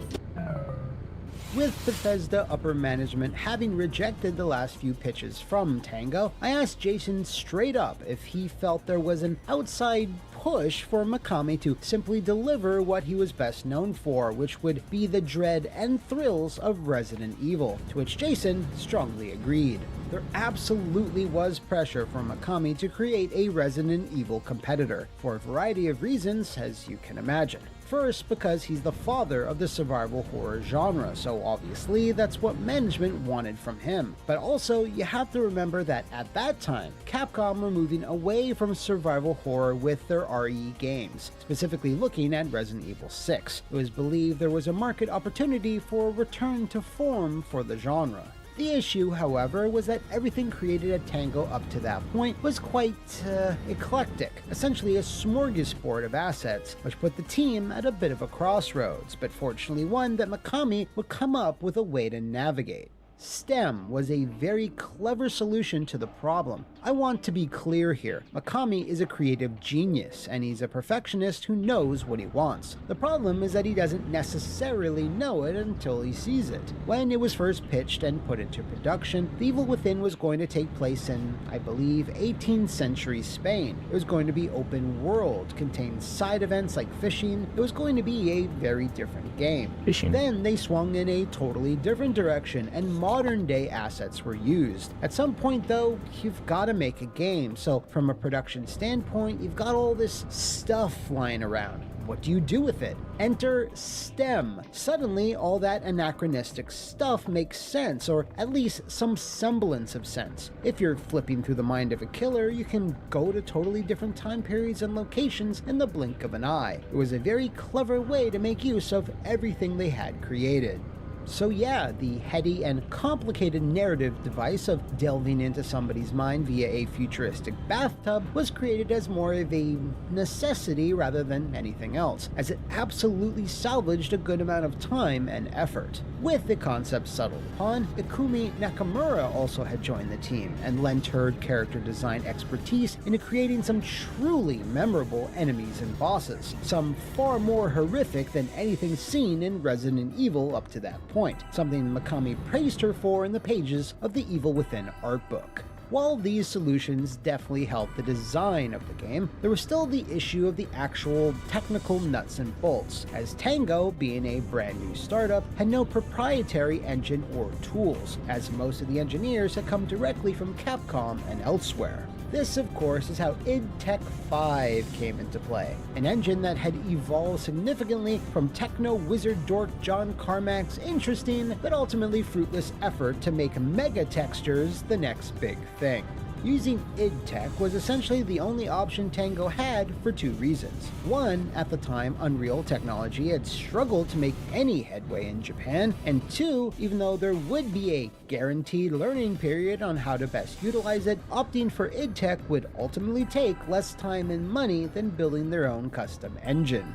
Even with that though, Tango did spend time customizing the engine to fit their needs, and struggled even more in just finding the right employees who could help them do that. Over the years, the biggest issue was simply finding developers in Japan. In the Capcom days, you'd hire a game designer, and whether or not they had experience with specific technology was irrelevant. Literally, nobody in Japan had ever made a game with id Tech, and even worldwide, that number was minuscule. So it was always a learning curve for new hires, and it wasn't easy to lure a designer from another company to work on a game with unknown technology, especially in Japan. When the game was first publicly teased, it was simply known as Project Zwei, a subtle way to hint that there would be two different worlds to explore, although that would be lost on most people until the STEM system was formally revealed. While the team continued working hard, their valiant efforts to come to grips with the technology still resulted in some technical issues that would plague the project until release, and even a while after. Specifically, one very odd quirk to its presentation that a sizable percentage of fans and critics took umbrage with. But it didn't stop there. Because of the design and tech problems which resulted from the things we've already discussed, this caused a delay to The Evil Within in general. This meant that it was now smack dab in the middle of a new console generation transition, and Bethesda wanted all those boxes checkmarked. But that was a task Tango Gameworks simply wasn't equipped to deal with. Respirando mejor cuando más lo necesitas. Respira profundo. Cuenta con Vic. Corran juntos, construyan juntos con los sets de Lego McLaren. Already struggling with a foreign and very different engine and cobbling together assets and levels to work within the narrative, Tango simply didn't have the manpower to also start porting work to the new generation of consoles as well as the PC, so Bethesda would need to seek out another developer to handle the brunt of it. They would eventually choose Workshop Entertainment, a California-based studio best known for creating the PS Move exclusive title Sorcery, if you remember that one. This then created a more complicated three-way long-distance relationship between each company. Tango designing, programming, and sending the code and builds to Workshop in California so they could port to the other platforms, with Bethesda handling support and QA in between them. The addition of the Xbox One and PS quadruple ballin', Jason maintains, was one of the biggest hurdles they had to clear, as it complicated matters tenfold when both machines were running behind with documentation, support, and were constantly having their specs changed at a moment's notice. Even Sony, you might ask? Especially Sony, but especially Microsoft. This is not the first time I've heard that the launch of The One was a miracle, in that it actually happened, as several developers I've spoken to over the years have maintained it was one of, if not the messiest rollout they've ever seen. Jason therefore credits Mikami's decades of experience as to why The Evil Within came together in the end, as even up until launch, when the game was already ostensibly finished, he was still going in, having music, graphics, and effects tweaked and improved upon up until the 11th hour. When the game lurched and clawed onto store shelves in October of 2014, it didn't quite receive the unanimous praise reserved for a master that was returning to their craft. While certainly solid and thrilling in most respects, the game was plagued with technical issues across pretty much every version. Poor frame rates, slow texture load-in, and plenty of reported crashes. Then there was, of course, the infamous black bars, which were mandatory on the console versions and shot the action in a cinematic but also restrictive viewpoint. Jason confirmed to me these were not implemented for any technical reason whatsoever, and that Mikami just really liked how they framed the gameplay, and when Mikami liked something, he fought for it fiercely.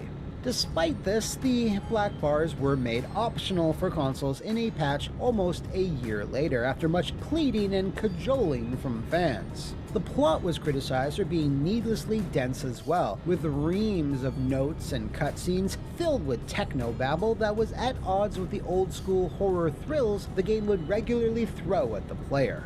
And finally, there was the overall sentiment that, despite it undeniably representing a brutal and terrifying vision, The Evil Within didn't really push the genre forward in any big way, unlike Mikami's previous groundbreaking work. Aside from a slight emphasis on traps, crafting, and the usage of a crossbow with multiple arrow types, it displayed very similar stop-and-pop gameplay and breezy straight-line progression akin to the Resident Evils of the day.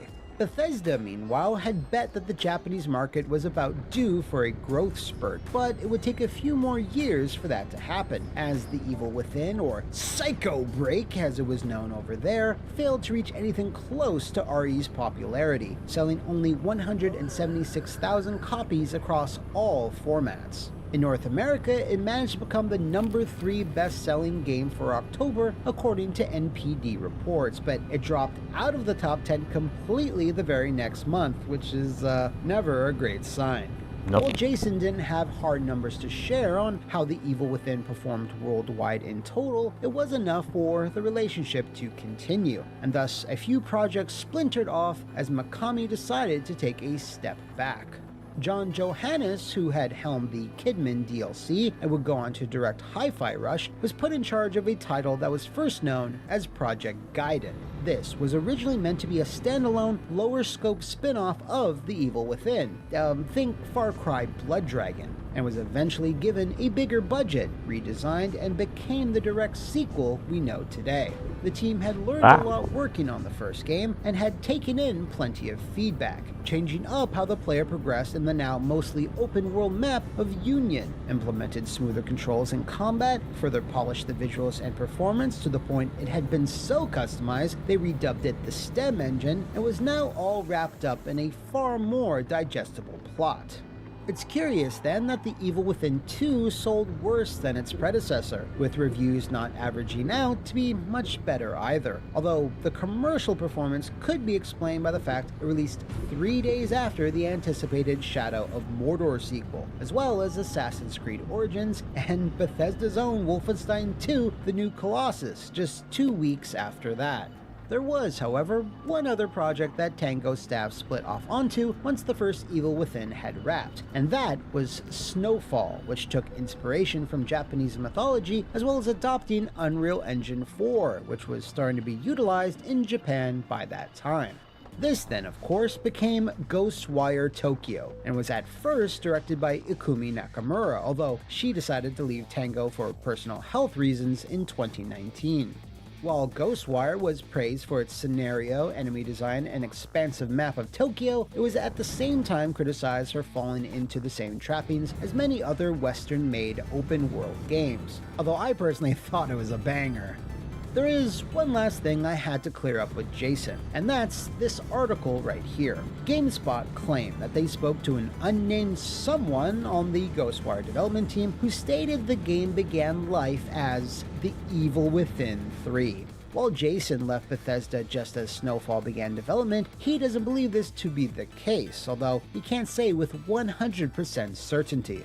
While it was meant to be a new IP in the very beginning, with its inspiration coming from Eastern supernatural myths, Jason could see a scenario where someone within Tango might have tried pitching it as a theoretical Evil Within sequel after the fact, but it definitely didn't kick off like that. You can see the parallels though, as Ghostwire features many sequences where the player has to navigate through shifting, nightmarish hallways and impossible spaces, as it was a trick that both Evil Within titles regularly implemented.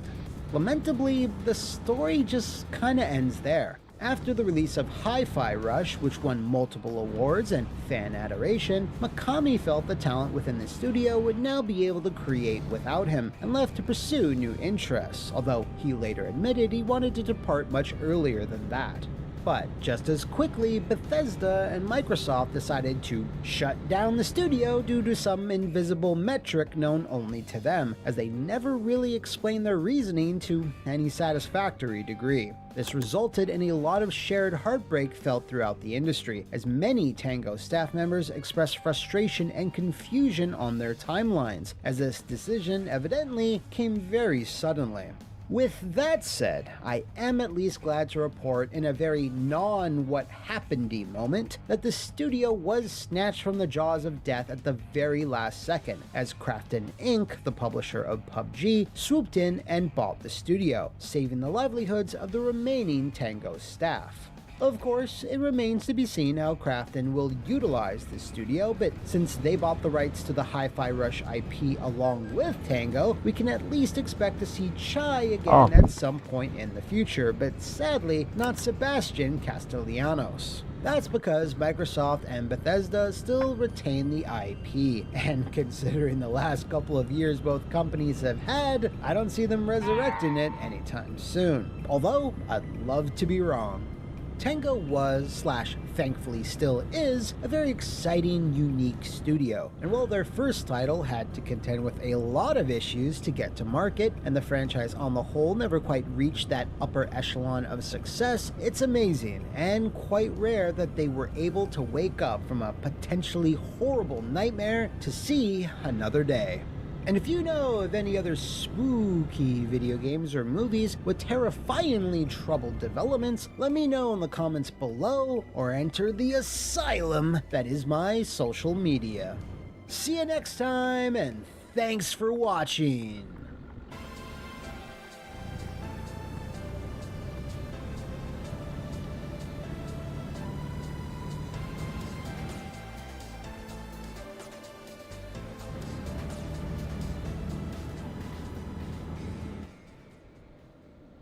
Activa el modo Betano con nuestro bono de bienvenida de hasta 500 soles. Betano.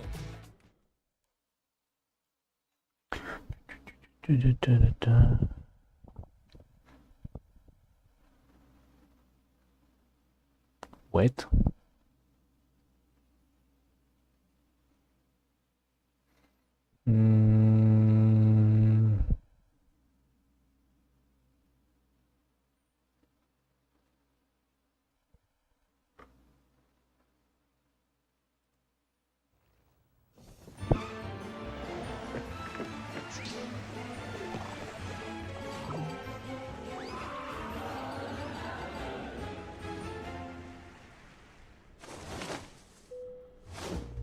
Hello and welcome to another drink-sipping and spine-ripping episode of What Happened, the investigative YouTube-style video essay show that hunts down the most interesting development stories from deep within the jungles of pop culture history. And pop culture history wouldn't be what it is today without two legendary sci-fi franchises, Alien and Predator, which, while having their own defining moments in the world of cinema, also have had some less than defining moments. And that same rule applies to video games and our subject today.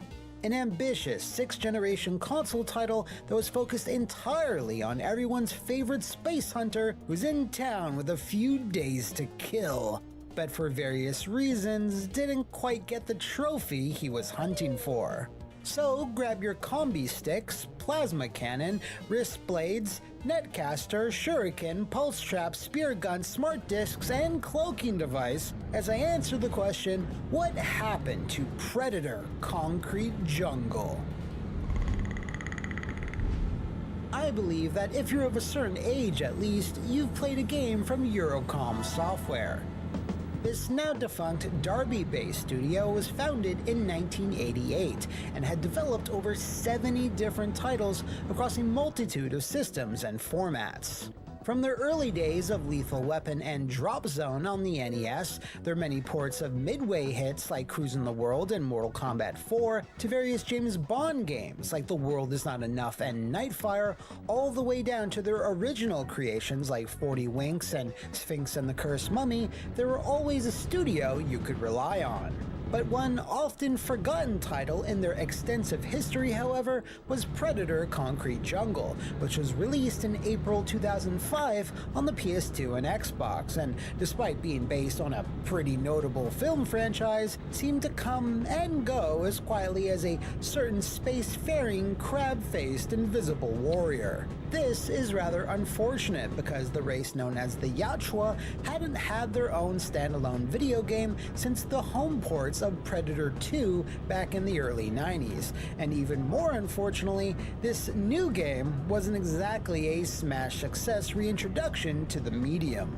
As to why, well, I suppose it didn't help that the first AVP movie, which released some 9 months earlier, didn't exactly ingratiate itself amongst fans with its PG-13 rating and the general Paul W.S. Anderson-ness of it. So there might have been some trepidation towards any new media associated with our favorite dreadlocked badass.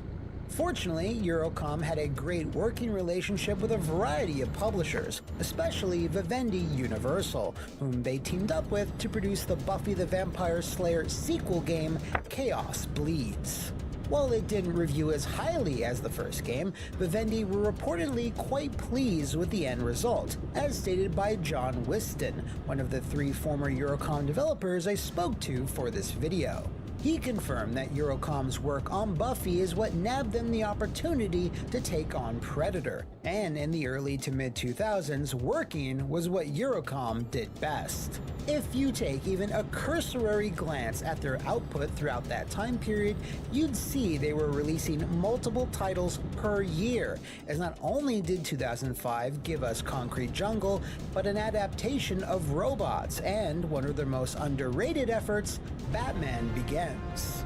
In terms of mainstream recognition though, Predator didn't quite have the sway and swagger of The Dark Knight, nor the kid-friendly appeal of Robots. So to help the alien hunter stand out, Eurocom turned to what was hot in video games at the time, an open-world sandbox, a decision that would prove almost catastrophic for our favorite, ugly mother.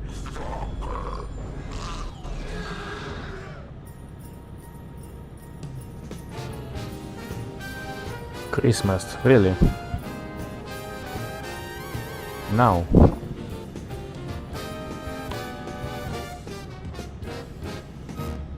Los pagos a los proveedores. Check. Y no olvides el adelanto para el nuevo mostrador para las tortas. Cierto. Ya con eso tengo todos los pagos pendientes anotados. Qué bueno que no nos cobra mantenimiento. Cuenta emprendedor. Lo mejor de tu negocio es lo que está por venir. BBVA. The initial plan for Concrete Jungle was to let players really inhabit the fishy-smelling sandals of the Predator, allowing them to choose from a variety of weapons and to stalk and kill numerous targets in addition to important story missions. While the opening sections of the game, like the tutorial and the first level, were meant to be simple and straightforward, the futuristic city that the Predator, which the game dubbed as Scarface, could explore was originally so much more ambitious and intricate, and represented the biggest problem the team had to face. To get more insight on this, I spoke to Tim Brown, a designer that joined the project when it was about 4 months in development, as to how the city of Neonopolis evolved. The scope was far wider and larger. It was honestly a little naive. The original plan was close to the story as players experienced in the release game, but the city sections were not supposed to be self-contained levels, and it was supposed to be more of a hub that would allow the player to get to the story missions. There was planned to be many interactions, and when I first started, we had a very ambitious plan for every civilian, mobster, and enemy in that world to have a schedule within a database so that the player could follow people as they lived their lives, and could stalk and investigate who were worthy prey. This was eventually cut, but as we had done a lot of work with the city environments, we stitched together some of the tiles. The way we were going to do a streaming city was tile-based, and those became separate levels to play in. Now, if you play Concrete Jungle yourself, this would make sense, because you keep having to return to Neonopolis every other level or so, exploring wide chunks of real estate that, if you were to piece together, would make for a medium-sized city, which was the original plan. In my conversation with Tim, he revealed their intent was to present players with a fully open-world environment where they could go anywhere without any need to load. Unfortunately, while that was the desire, the proprietary engine they were using for Predator simply wouldn't allow it, as it made streaming each city block a technical nightmare that the team just weren't able to crack. They then decided to pair this back into the hub world idea that Tim mentioned earlier, where a much smaller chunk of Neonopolis could be navigated to then access other environments for key story sequences. This approach was still not ideal either, as it still presented many technical problems that hampered progress, and when you're working on a licensed IP, you're never given enough time to properly solve them. So, as Tim explained, the city was carved up further and then presented as singular levels with a specific objective, alongside other environments for set pieces and boss fights. This process of having to take assets from in and around the city map and repurpose them for later levels wasn't just an issue on a technical level, but a storyline one as well. Predator Concrete Jungle has the distinction of being one of the few games Eurocom worked on that wasn't based on any specific story or plot, like many of their movie adaptations. Vivendi therefore decided the project might need some extra flair in the writing, and put forward the legendary Grant Morrison as a potential collaborator.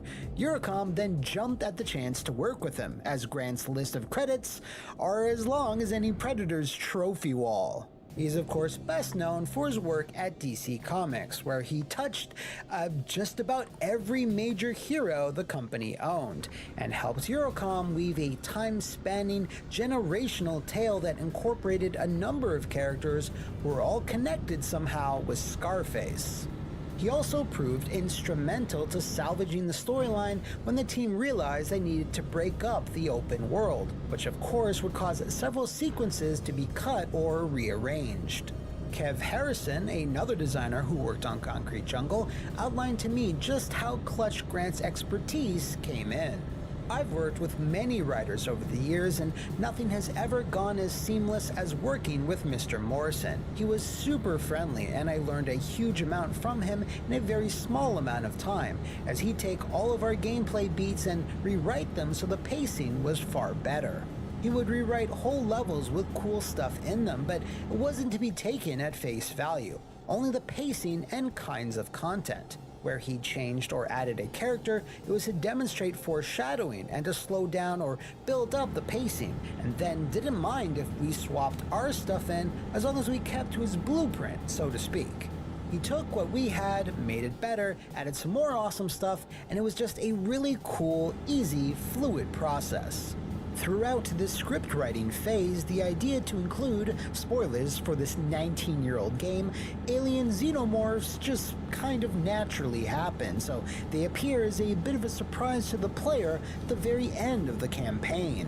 While the game already contained several references to both the Predator and Alien films up to that point, it was ballsy for Grant and Eurocom to shoot for the stars to see if they could surprise players with an appearance by the perfect organism. Especially when you consider obtaining licensing rights can often be, pretty arduous. And that wasn't any different here, because while permission was eventually granted to include the acid-blooded aliens, other problems were still forthcoming, as well as the most dangerous and deadly of them all, a soul-crushing stretch of crunch. Manifestando tener más este año, recarga 7 soles y ten más gigas y hartos beneficios.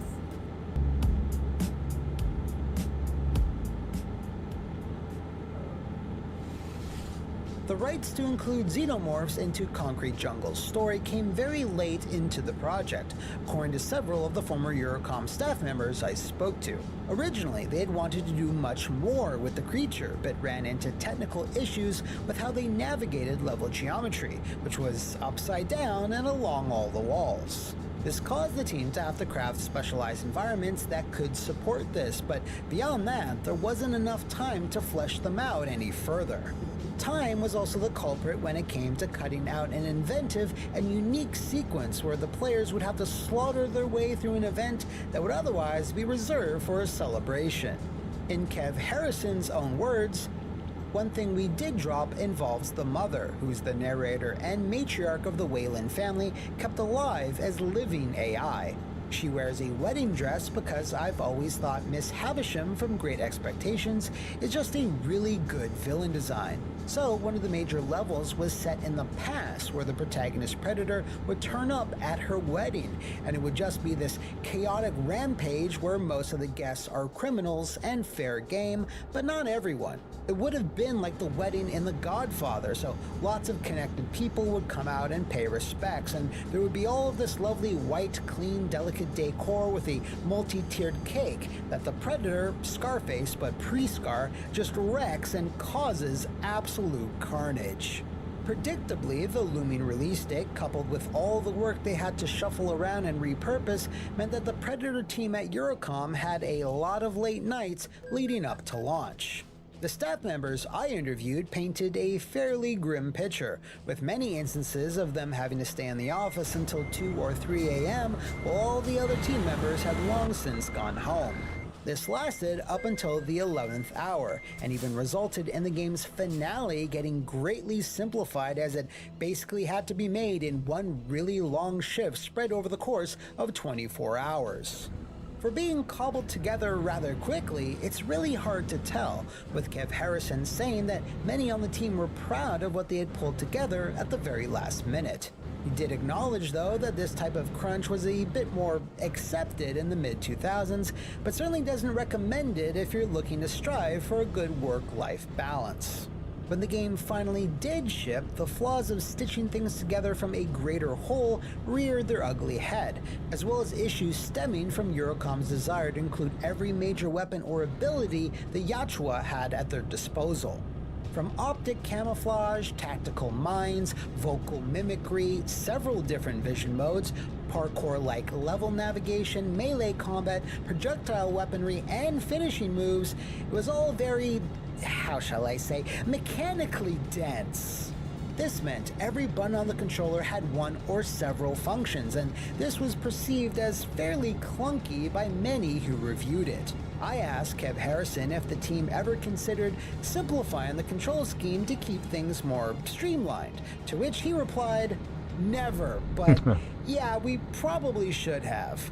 I think even more was requested, but there's not enough buttons on a controller, so we actually did push back and simplify some things." Moreover, the graphics, and especially the NPC character models, were criticized for their simplistic, blocky nature. This, however, was a byproduct of Concrete Jungle's previous open-world origins, which typically saw simplified NPCs to facilitate smoother performance.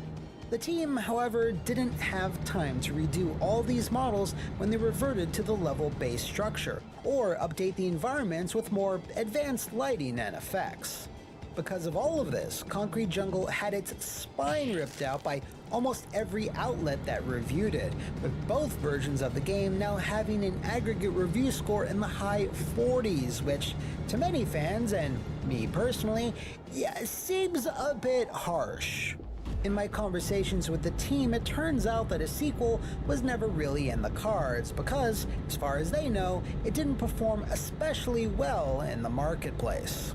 One thing is certainly clear though, despite the long hours, the team at Eurocom still greatly enjoyed their time working on Predator Concrete Jungle, with the game's director, John Whiston, especially proud that years later, old Scarface even got his own official action figure.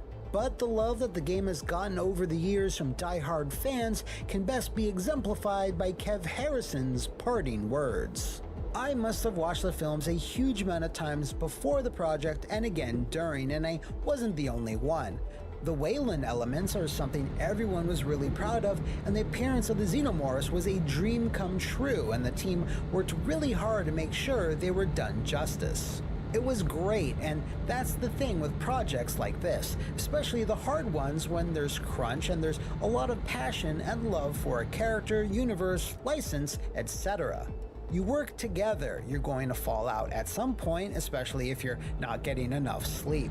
But if you can make it out the other end with something that you have shaped and worked hard at, you come out of it with a solid feeling of achievement and friends for life as you've been through it all together. And the fact that fans are interested in all of this years later is amazing. The feedback has been really wholesome, so thank you. Hey, no problem, Kev. Thanks again to all the former Eurocom staffers that took their time to answer all of my questions. And if you out there know of any other intergalactic development tales you'd like me to hunt down, let me know in the comments below or enter the trophy vault that is my social media. See you next time, and thanks for watching. Stick around.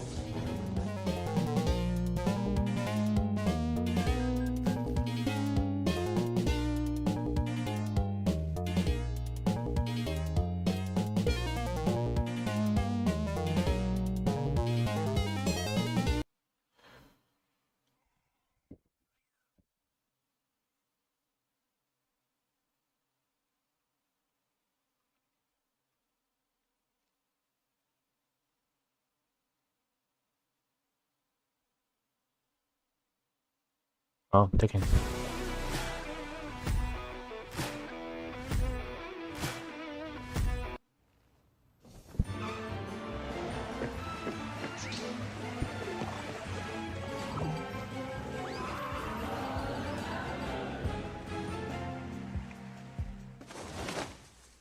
It's the new year, and you know what that means. We're going to be delving into even more stories about some of the most troublesome tales in the entertainment industry. But it also means we can start setting up new goals for ourselves in 2024, like I've been doing with partaking in less sugar and more protein via Magic Spoon. Whether you want to relive the fun Saturday morning cereal vibes of your youth, or need to fuel yourself for an upcoming bout in the King of Iron Fist tournament, you can't go wrong with Magic Spoon's delicious flavors, or their new cereal treat bars, which come in both marshmallow and my favorite, chocolatey peanut butter. In fact, I'm something of a CPB fiend in general, so I usually mix and match them both in the mornings or whenever I'm craving a wholesome late night snack. So if you're looking to do the same and start your year off on the right track, use my code McMuscles at checkout or scan the QR code on your screen for $5 off your custom box order. And if you're not satisfied with it,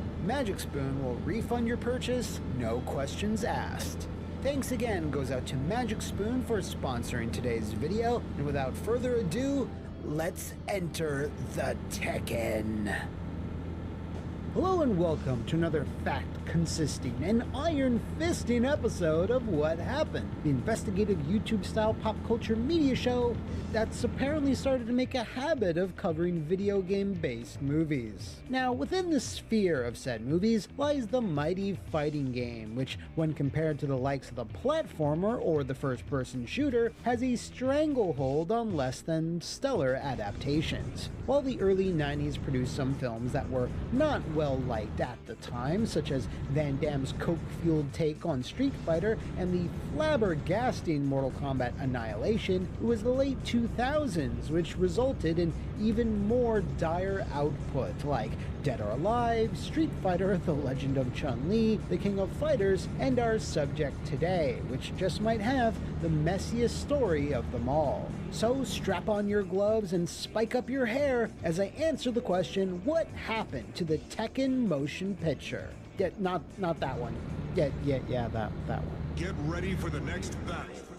After headhunting some people who worked on Virtua Fighter, Namco were riding high off the success of the first Tekken, which busted all the blocks outside game centers across Japan and translated well to the rest of the world. Tekken then very quickly became the hottest 3D button basher of the late 90s, so it was only a matter of time before someone would attempt to adapt it into a live-action feature film. In the pages of Luke Owen's fantastic book, Lights, Camera, Game Over, How Video Game Movies Are Made, it was revealed that a little-known Hollywood producer by the name of Stephen Paul was the one to make such an attempt, and this is due to a very specific connection he had within Namco. I was fortunate enough to have a relationship with a fellow by the name of Masaya Nakamura. I had met him many years ago when I was young and he was younger. We became very good friends. We would go around and play on all the different games, and one of the games we played was Tekken. We had a little tournament, and that's when I said, we should make a movie about this. So, thanks to his relationship with an industry legend and the founder of Namco, Paul was just handed the movie rights to one of their biggest IPs, and while senior Namco staff would have some oversight, it was Paul's job to get it funded and filmed. Unfortunately, his production company, Crystal Sky Worldwide, is that its real name?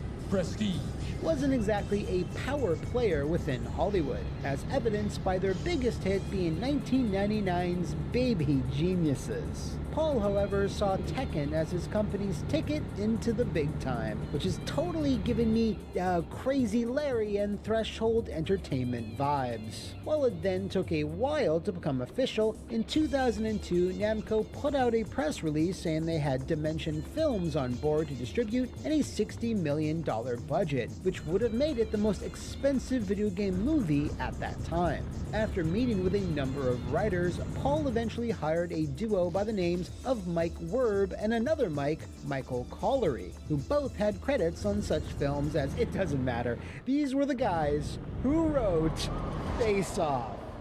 It all comes back to Face Off. In Lights, Camera, Game Over, the writers explain how everyone behind the production all agreed on one thing. They didn't want to clone Mortal Kombat, so there would be no mysterious island, no supernatural elements, and lean more into science fiction. The duo also admitted they had never heard of Tekken before, but once they started getting fist deep into the lore of the Mishima bloodline, they became intrigued by the possibilities. The first draft of the script focused on Jin Kazama discovering his lineage as the grandson of the mighty and feared Heihachi Mishima, who happened to be dying of an unspecified illness. The Tekken tournament functioned as a testing ground for experimental drugs with the hope they'd extend Mishima's life. Collery compared this script to a mix of Star Wars and The Godfather, with martial arts in place of lightsabers or guns, and while Stephen Paul loved the script, it would still need to be approved by Namco. Oddly enough, the only major notes they received back from them was to cut anything provocative involving Nina or Anna Williams, which forced the writers to create an original character for the express purposes of titillation. Now, this is a little weird considering Namco had already given the thumbs up to the extended shower scenes in the Tekken anime and, other stuff, but I digress. Still, that's far from the strangest thing we'll be covering in Tekken's long road to being filmed, which, if you're counting, was going to take another 7 whole years.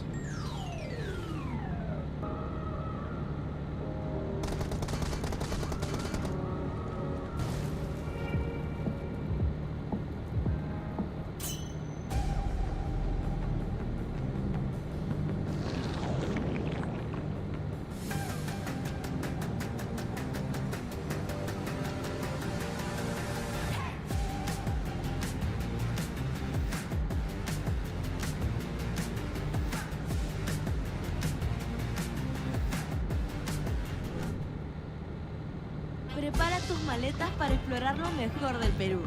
Compra tus pasajes en latam.com y vive una aventura inolvidable disfrutando de la calidez, los sabores y paisajes de nuestro país. ¿Qué esperas? Tus mejores vacaciones comienzan viajando junto a Latam Airlines.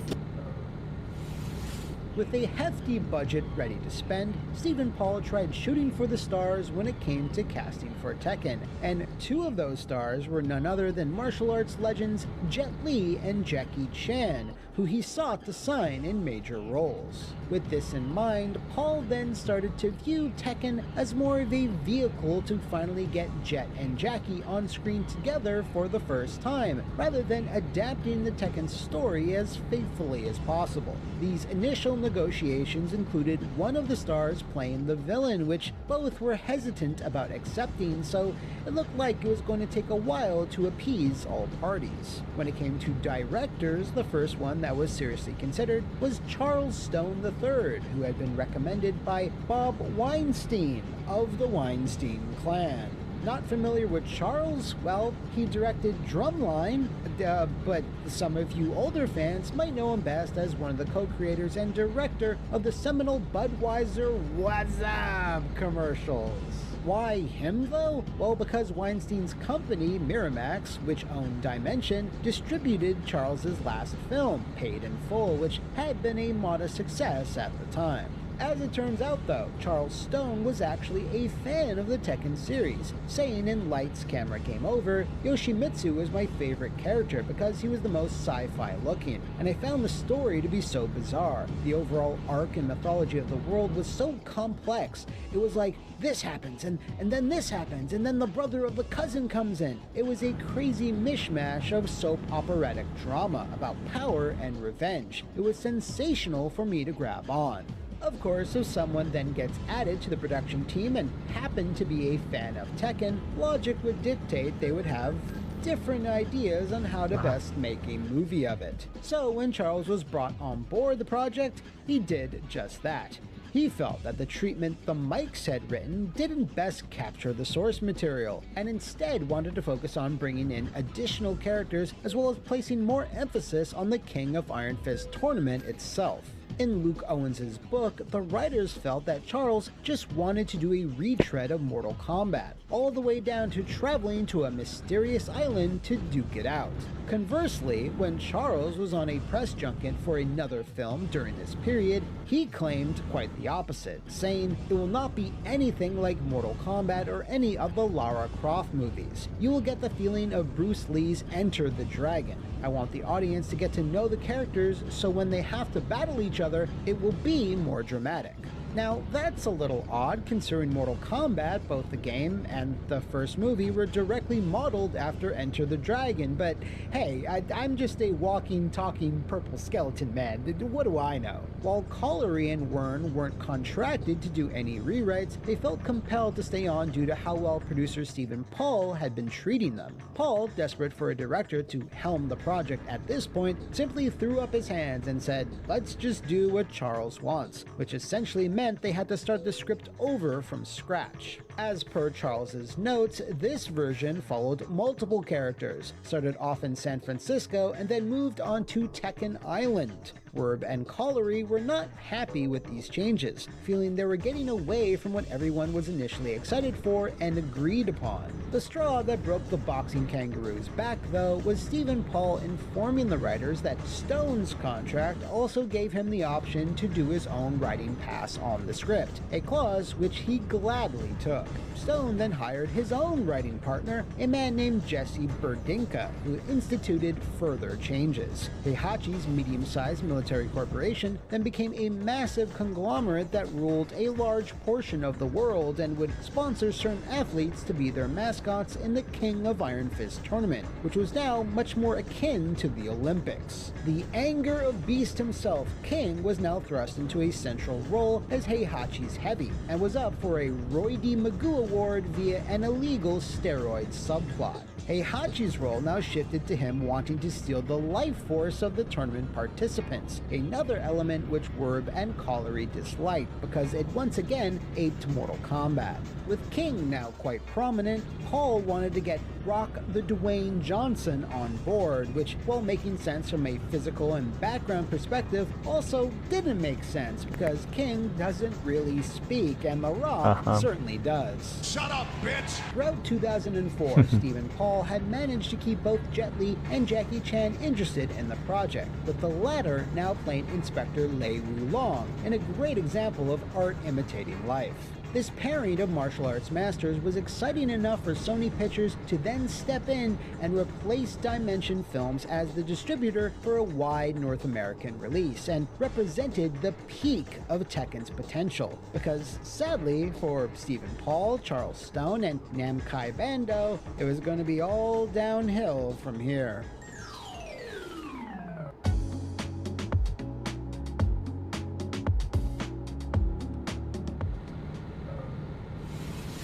With Sony Pictures as the distributor, which made sense given Tekken's close association with the PlayStation, filming was set to finally begin in the back half of 2005. Until it wasn't. Charles Stone and Jesse Berdinka maintain that the draft they submitted that year was approved by Stephen Paul and Crystal Sky, but Wern and Collery tell a very different tale, saying Crystal Sky hated it and contracted them for another rewrite that they politely declined, which I can't blame them for, considering Charles kept changing their work. In Lights Camera Game Over, Stone stated that shortly after he had submitted his draft, he began getting gradually squeezed out of the project by an overbearing producer that Paul had hired to write the ship, which ironically had the opposite effect. This producer, Benedict Carver, came over from Screen Gems and would routinely butt heads with both Stone and Berdinka on pretty much everything, especially the script.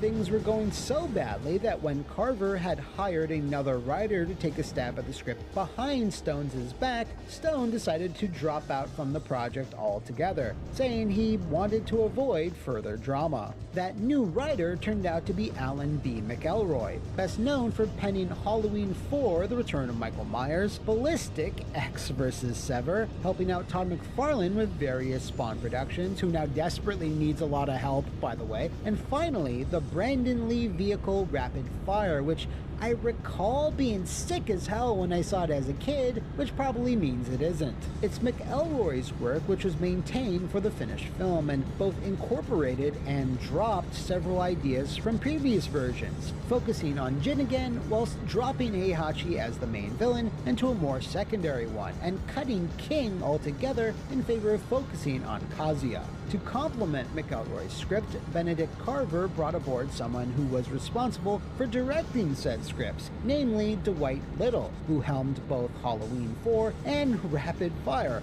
along with a ton of TV. While Little and McElroy had a comfortable shorthand together and were both excited to make a martial arts movie, trouble was brewing elsewhere.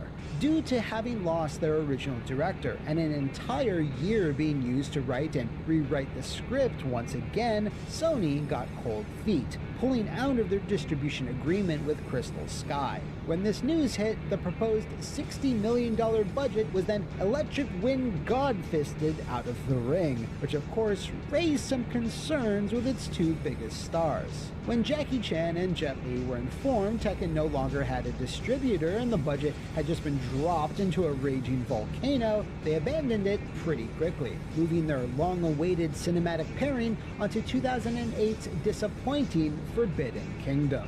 So, with no stars attached, Paul therefore couldn't get funding from any major studio, which left him with only one option, which was to simply do it himself. But that obviously was going to have its own drawbacks. Tightening the purse strings was going to change pretty much everything, from the story to the sets and especially to the casting, so they opted to hire mostly unknown actors, but ones with strong martial arts backgrounds. They also took care to cast whomever naturally resembled the characters they'd be playing, because while you can say a lot about the finished film, you can't say that the vast majority of their choices weren't spot on. While he plays it very closely to Shang Tsung and doesn't have a whole lot to do, you can't hate on Cary Hiroyuki Tagawa's performance as Heihachi.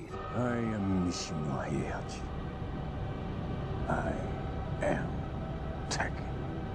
Most of the filming took place in an old auditorium in Shreveport, Louisiana, and with some clever set design and some CGI overlays, they were able to make something that vaguely resembled the various exotic locations you'd see in the games, without, actually filming them. Aside from some work visa issues with John Fu, the actor that played Jin Kazama, the actual production of Tekken went relatively smoothly. Its post-production period, however, did not. After filming had wrapped, Stephen Paul was feverishly trying to acquire a new distribution partner for a theatrical run, and when he couldn't, he entered Tekken not into the King of Iron Fist, but the AFM Film Festival, which is meant to show off and broker deals for independent productions. Warner Brothers Japan was interested and secured the rights for much of Asia, but no one was willing to shell out and distribute it in the West, as interest in video game movies was pretty much at an all-time low. Eventually, Anchor Bay stepped in, but was obviously only interested in a straight-to-DVD release, and given there were no other interested parties, Crystal Sky agreed, although this meant a much less lucrative deal than if it had been a theatrical one. Tekken was finally released on August 11, 2010, wherever fine straight-to-DVD action schlock was sold, some 7 years after its original announcement back in 2002. While it's admirable that Stephen Paul and Crystal Sky persevered and got it released, critics were not very enthused with the finished product, with the most generous summation coming from Paul Pritchard of DVD Verdict, saying, "In the grand scheme of things, Tekken bests both Street Fighter movies with ease, but lacks the goofy charm of Mortal Kombat. Had it embraced its roots more openly, the film might well have offered more excitement. As it is, Tekken is just an average action flick with nothing to distinguish it from the rest of the crowd." Tekken game producer and sunglass enthusiast Katsuhiro Harada was decidedly less positive, saying on Twitter that Hollywood movie is terrible. We were not able to supervise that movie. It was a cruel contract. I am not interested in that movie. Not being deterred and still having the movie rights from Namco, Stephen Paul immediately launched into pre-production on a sequel dubbed Tekken: Rise of the Tournament, with the director of the original Ong Bak at the helm. Unfortunately, after a year of work though, they weren't able to hammer out a script that they were both happy with, and so the project floundered. That is, until another in-development Crystal Sky production called Agent X presented a unique opportunity, which I'll let Paul explain in an excerpt from Lights Camera Game Over. When we developed it, we didn't know whether we were going to make it as a Tekken sequel or not. We developed the property out, and it was always developed so it could be Tekken or not Tekken. Eventually, they chose the former, with Tekken: Kazuya's Revenge acting as a prequel/reboot, but being so generic in its dialogue, story, and characters that in some countries it's pretty much considered an alternative to sleeping medication. Review-wise, it made the first Tekken look like an Oscar contender, with Cinema Craze commenting, "Will test the patience of even the most hardcore fans of the game anxious for a big screen adaptation." Oh man, I can't wait to force Matthew to review this with me. The dry, formulaic plot confused many fans, and Paul admitted in Lights Camera Game Over that mistakes were made. The sequel was a miss. We would have been better off not doing it. Unbelievably, Stephen Paul still has plans to return to the world of Tekken to make another film, feeling the material is strong enough to support it, even though he clearly doesn't have Harada's support. But when you consider that Masaya Nakamura died in 2017, I doubt Stephen Paul's friendship with the Namco founder will get him very far this time around. Tekken has been quite unlucky with adaptations when compared to many of its contemporaries. From the anime movie to both live-action attempts, Blood Vengeance, and then the divisive Netflix series, it really makes you wonder, who's asking for this shit? If you know of any other bone-crunching stories in the video game or movie industries, do let me know in the comments below or enter the arena that is my social media. And if you're interested in any more video game to movie foibles, do check out Lights Camera Game Over, link in the description below. See you next time in the next battle.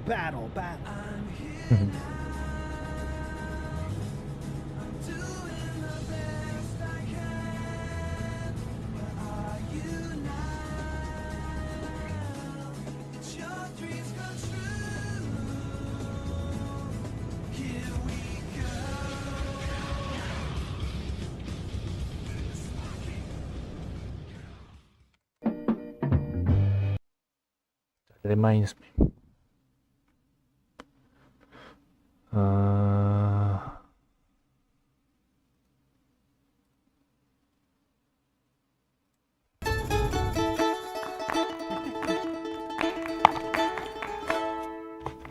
Descubre y siente la diferencia del nuevo Poet. Alegra tu día. Llena tu casa. Hey everybody, so before we start today, I just wanted to say that since I've hit 100,000 subscribers, my next goal is 125. So if you haven't hit that subscribe button yet, please consider doing so, it really helps.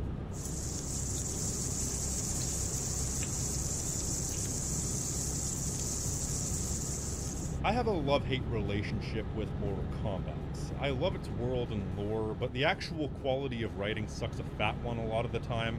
I love how kinetic and visceral the gameplay usually is, but I also hate how long it takes for me to get back into a fighting game when I take a long break. I love that it's a series that doesn't conform to anybody's rules but its own, but I hate how inconsistent it can be in many ways. But even while I do take extended breaks, Mortal Kombat is another one of those franchises that I always find myself coming back to because there's an undeniable charm and campiness to it that inspires me to wade through my own personal shortcomings when it comes to fighting games to really enjoy the series for what it is. But the great thing about Mortal Kombat compared to other long-running franchises of its ilk, the lore is much more embedded into popular culture than you might expect. That's because Mortal Kombat, aside from being a long-running video game franchise in its own right, is one of the most prolific multimedia franchises that spawned from video games. You have movies, cartoons, merch, you name it. As such, the average person is more likely to be knowledgeable of the lore than, say, Tekken. And when it comes to the multimedia of it all, the movies are what I want to focus on today, particularly the live-action movies, of which there have been 3. There is a 4th one in development, but at time of writing, the movie isn't set to come out for over a year, and I don't feel like waiting. The question one might ask is, why am I talking about the live-action movies instead of the animated movies? Well, aside from the fact that I think the live-action movies are a bit more interesting to talk about based on various factors, I don't think I can get away with discussing the animated movies because the trademark gore is out in full swing in those movies. But I will say they are just as inconsistent as the rest of the series. As for these 3 movies, they came out in 1995, 1997, and 2021 respectively. They are each, say it with me now, inconsistent.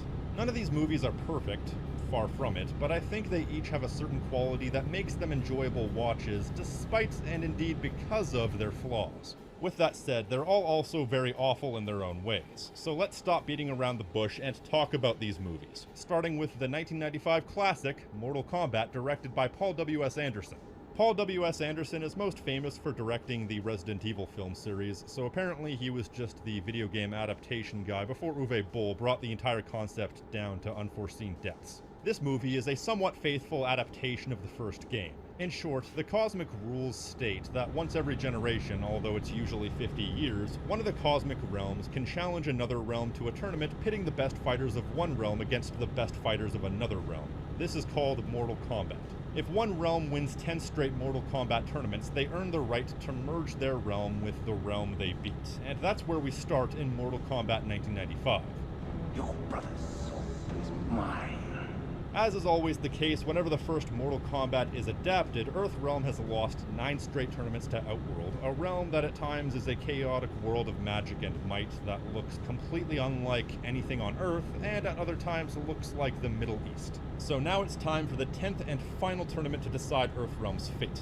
A crew of the best fighters alive are assembled, in this case consisting of Johnny Cage, a jobbing actor played by Lyndon Ashby, Special Forces operative Sonya Blade played by Bridget Wilson in what could arguably be considered her breakout role, and a Shaolin monk who abandoned his faith, Liu Kang, played by Chinese-American actor Robin Shou, all led into battle by Christopher Lambert as the Thunder God Raiden. But in this tournament for the fate of the Earth, they have to contend with Outworld's forces, including notorious turncoat Kano, played by the late great Trevor Goddard, a janky animatronic Prince Goro of the Shokan tribe, and of course the final boss, Shang Tsung himself, played by the impeccable Cary-Hiroyuki Tagawa. Fatality. The casting is mostly on point. Arguably the lone hiccup is probably Christopher Lambert as Raiden, but you've probably already heard that complaint a million times. It's worth reiterating though, it's strange to have a Japanese thunder god be played by a long-haired white guy, but it's their own adaptation so I don't consider it too big of a deal. I mean, they spelled Raiden with a Y anyway, so if it really bugs you that much, you can always just convince yourself that it's not the same guy. Besides, Christopher Lambert hams it the f*** up. The fate of billions will depend upon you. So I don't mind. He's entertaining and he makes the role his own. It's like I said during my Percy Jackson Season 1 video, I'm okay with something that's visually inaccurate so long as they nail the personality and or make it work. That is, unless the race or appearance is vital to the characterization. I mean, hell, Johnny Cage is scrawnier than he probably should be, but they chose somebody who embodies the spirit of Johnny Cage better than anyone, probably.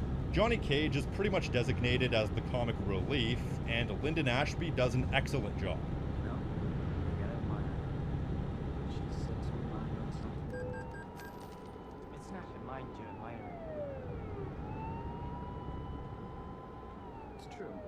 But aside from him, I'd say all the actors pretty much nail their roles to a certain degree. Sonya Blade's no-nonsense attitude contrasts nicely against Johnny's Hollywood attitude. Kano is deliciously sinister, but the star of the show, I think everyone would agree, would be Cary Hiroyuki Tagawa as Shang Tsung.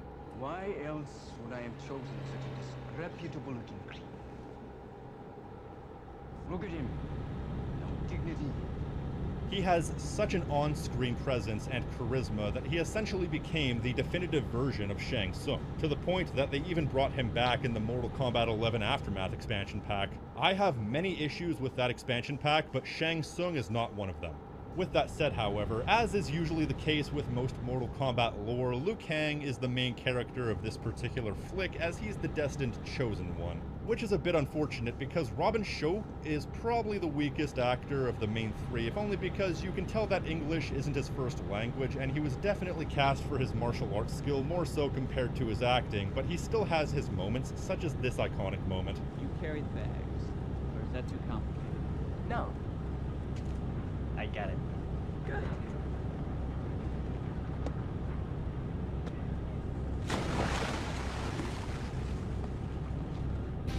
Encontrar tu paquete Okay, that's a good one. Suma millas para unas nuevas vacaciones.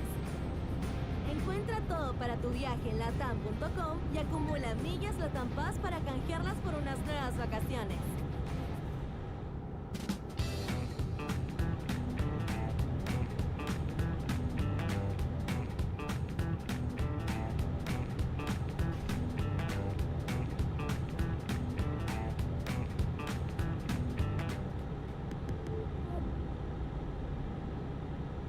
While he is the main character, nobody of the main three characters feel left out. I mean, Johnny Cage is the person who ended up defeating Shang Tsung's star pupil, Goro. Plus, it helps that they're each taking part in Mortal Kombat for their own reasons. Liu Kang wants to avenge his brother for his death at the hands of Shang Tsung. Sonya Blade wants to take down the notorious underworld boss Kano for killing her partner, and he just so happens to be taking part in the tournament, and Johnny Cage wants to prove once and for all he's a legit martial artist and not just some actor, so is convinced to take part in the tournament when Shang Tsung disguises himself as Johnny's martial arts teacher and tells him to join the tournament. But you know what's funny about all that? Despite these three being the chosen ones to represent Earthrealm, Raiden makes no effort to recruit any one of them except for Liu, and as a matter of fact, Shang Tsung himself is the one who does most of the recruiting. He's the one who hires Kano and gets him to lure Sonya onto the boat driving to the island the tournament is taking place on. He's the one who disguises himself as Johnny Cage's master. He recruited the people who were going to end up defeating him, which actually isn't a plot hole because he intended on ambushing them on his boat when they were making their way to the island before the tournament takes place. Then again, having the different warriors representing the different worlds attack each other before the tournament starts is apparently against the rules, which means Raiden's an idiot for not recruiting his own pupils, but Shang Tsung is an idiot for attempting to break the rules. I guess it helps that the movie never takes itself too seriously. Raiden is only one example of how campy this movie can be, and I find it absolutely great in that regard. Between the cheesy dialogue, acting, and even the plot progression. I mean, one of the opening scenes is Sonya Blade running through some sort of sex cult nightclub by the looks of it with a giant shotgun, which I'm pretty sure aren't standard issue for special force operatives, and she even fires off a shot and not a single person reacts. That's the level of reality we're dealing with. Even if you have a problem with that sort of tone, nothing ever overstays its welcome. They do a good job at explaining the characters and their motivations extremely quickly, which I appreciate. It takes a lot of skill as a writer to succinctly establish everything you need to, and in this case, it's done for the purpose of getting straight to the action that people expect, which they achieve. Once they get to the island, you have a few short exposition scenes broken up by like a dozen fights. As a matter of fact, at one point, there are 5 fights happening completely uninterrupted.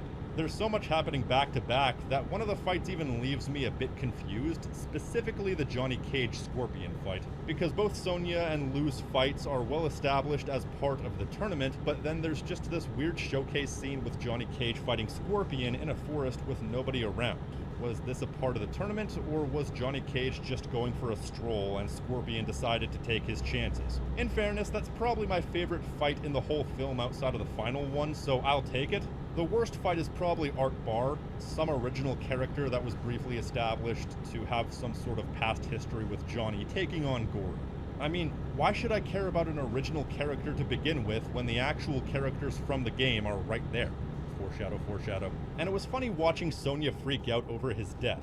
Oh no, not that guy I never met and has only been established to have any sort of relationship with Johnny Cage, though really both the fights with Goro kind of suck because the animatronic, while impressive, was probably difficult to manipulate in a way to create any compelling fight scenes. Though that reminds me, this is a tournament, right? What are the brackets? Because it seems like you have a few preliminary fights, then everybody goes through Goro. There's like an extended montage where everybody fights and then is defeated by Goro. However, once Goro is defeated, everybody advances to the final round. I would love to see the spreadsheet of the tournament brackets. It would probably look like vomit. The highlight of both of these Goro fights is an admittedly awesome moment where Johnny Cage uses the iconic nut punch on Goro. That is hilarious.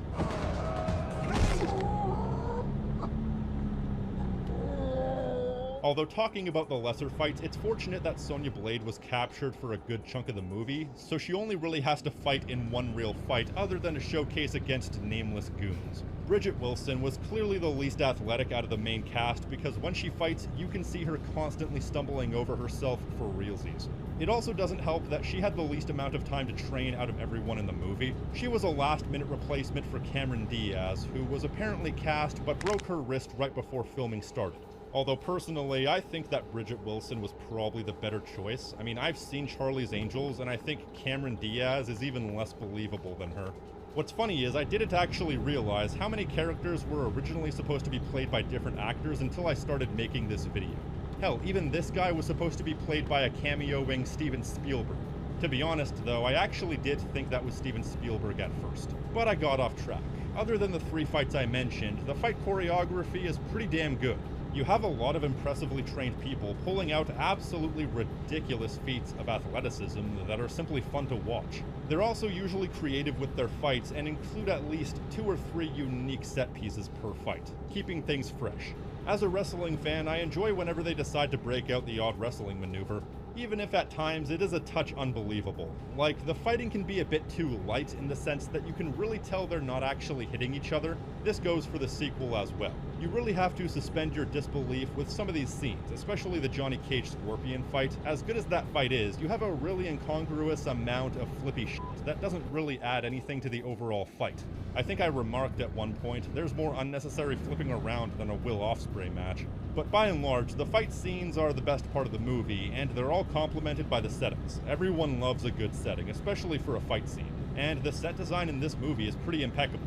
On the island, you have so many visually striking areas that really invoke the Middle Ages, selling the idea that this tournament has been going on for thousands of years. So you have a big stone palace carved out of the mountains, big cavernous rooms lit up only by torches being held in what looks like the hands of carved gargoyle statues. If I was an evil sorcerer, this is the type of place I would live.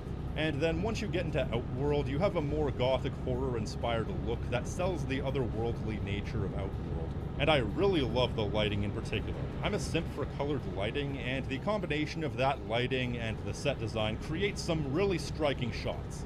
Super minor nitpick about those sets though. At one point, Liu Kang hits a rock while they're spying on Kano and Goro, and it clearly sounds like plastic. Purina Cachao. Protección para una vida mejor. But that's a nitpick. What definitely isn't a nitpick, though, are the non-practical VFX. This, of course, was in the mid-90s while CGI was still very new, but even by those standards, this movie has some absolutely woeful effects. I cannot stress how absolutely horrible some of them are, especially when you're viewing this movie in HD. Like, look at the whatever that is coming out of Scorpion's hand. Look at Reptile's base form. Look at this one shot when they're going up the steps of the palace. This goes so far down the uncanny valley, it almost comes back up the other side. However, it can definitely get worse. Hello, Mortal Kombat Annihilation.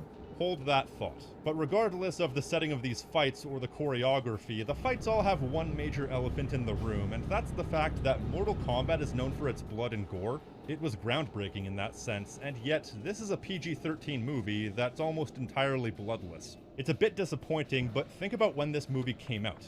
This was 1995.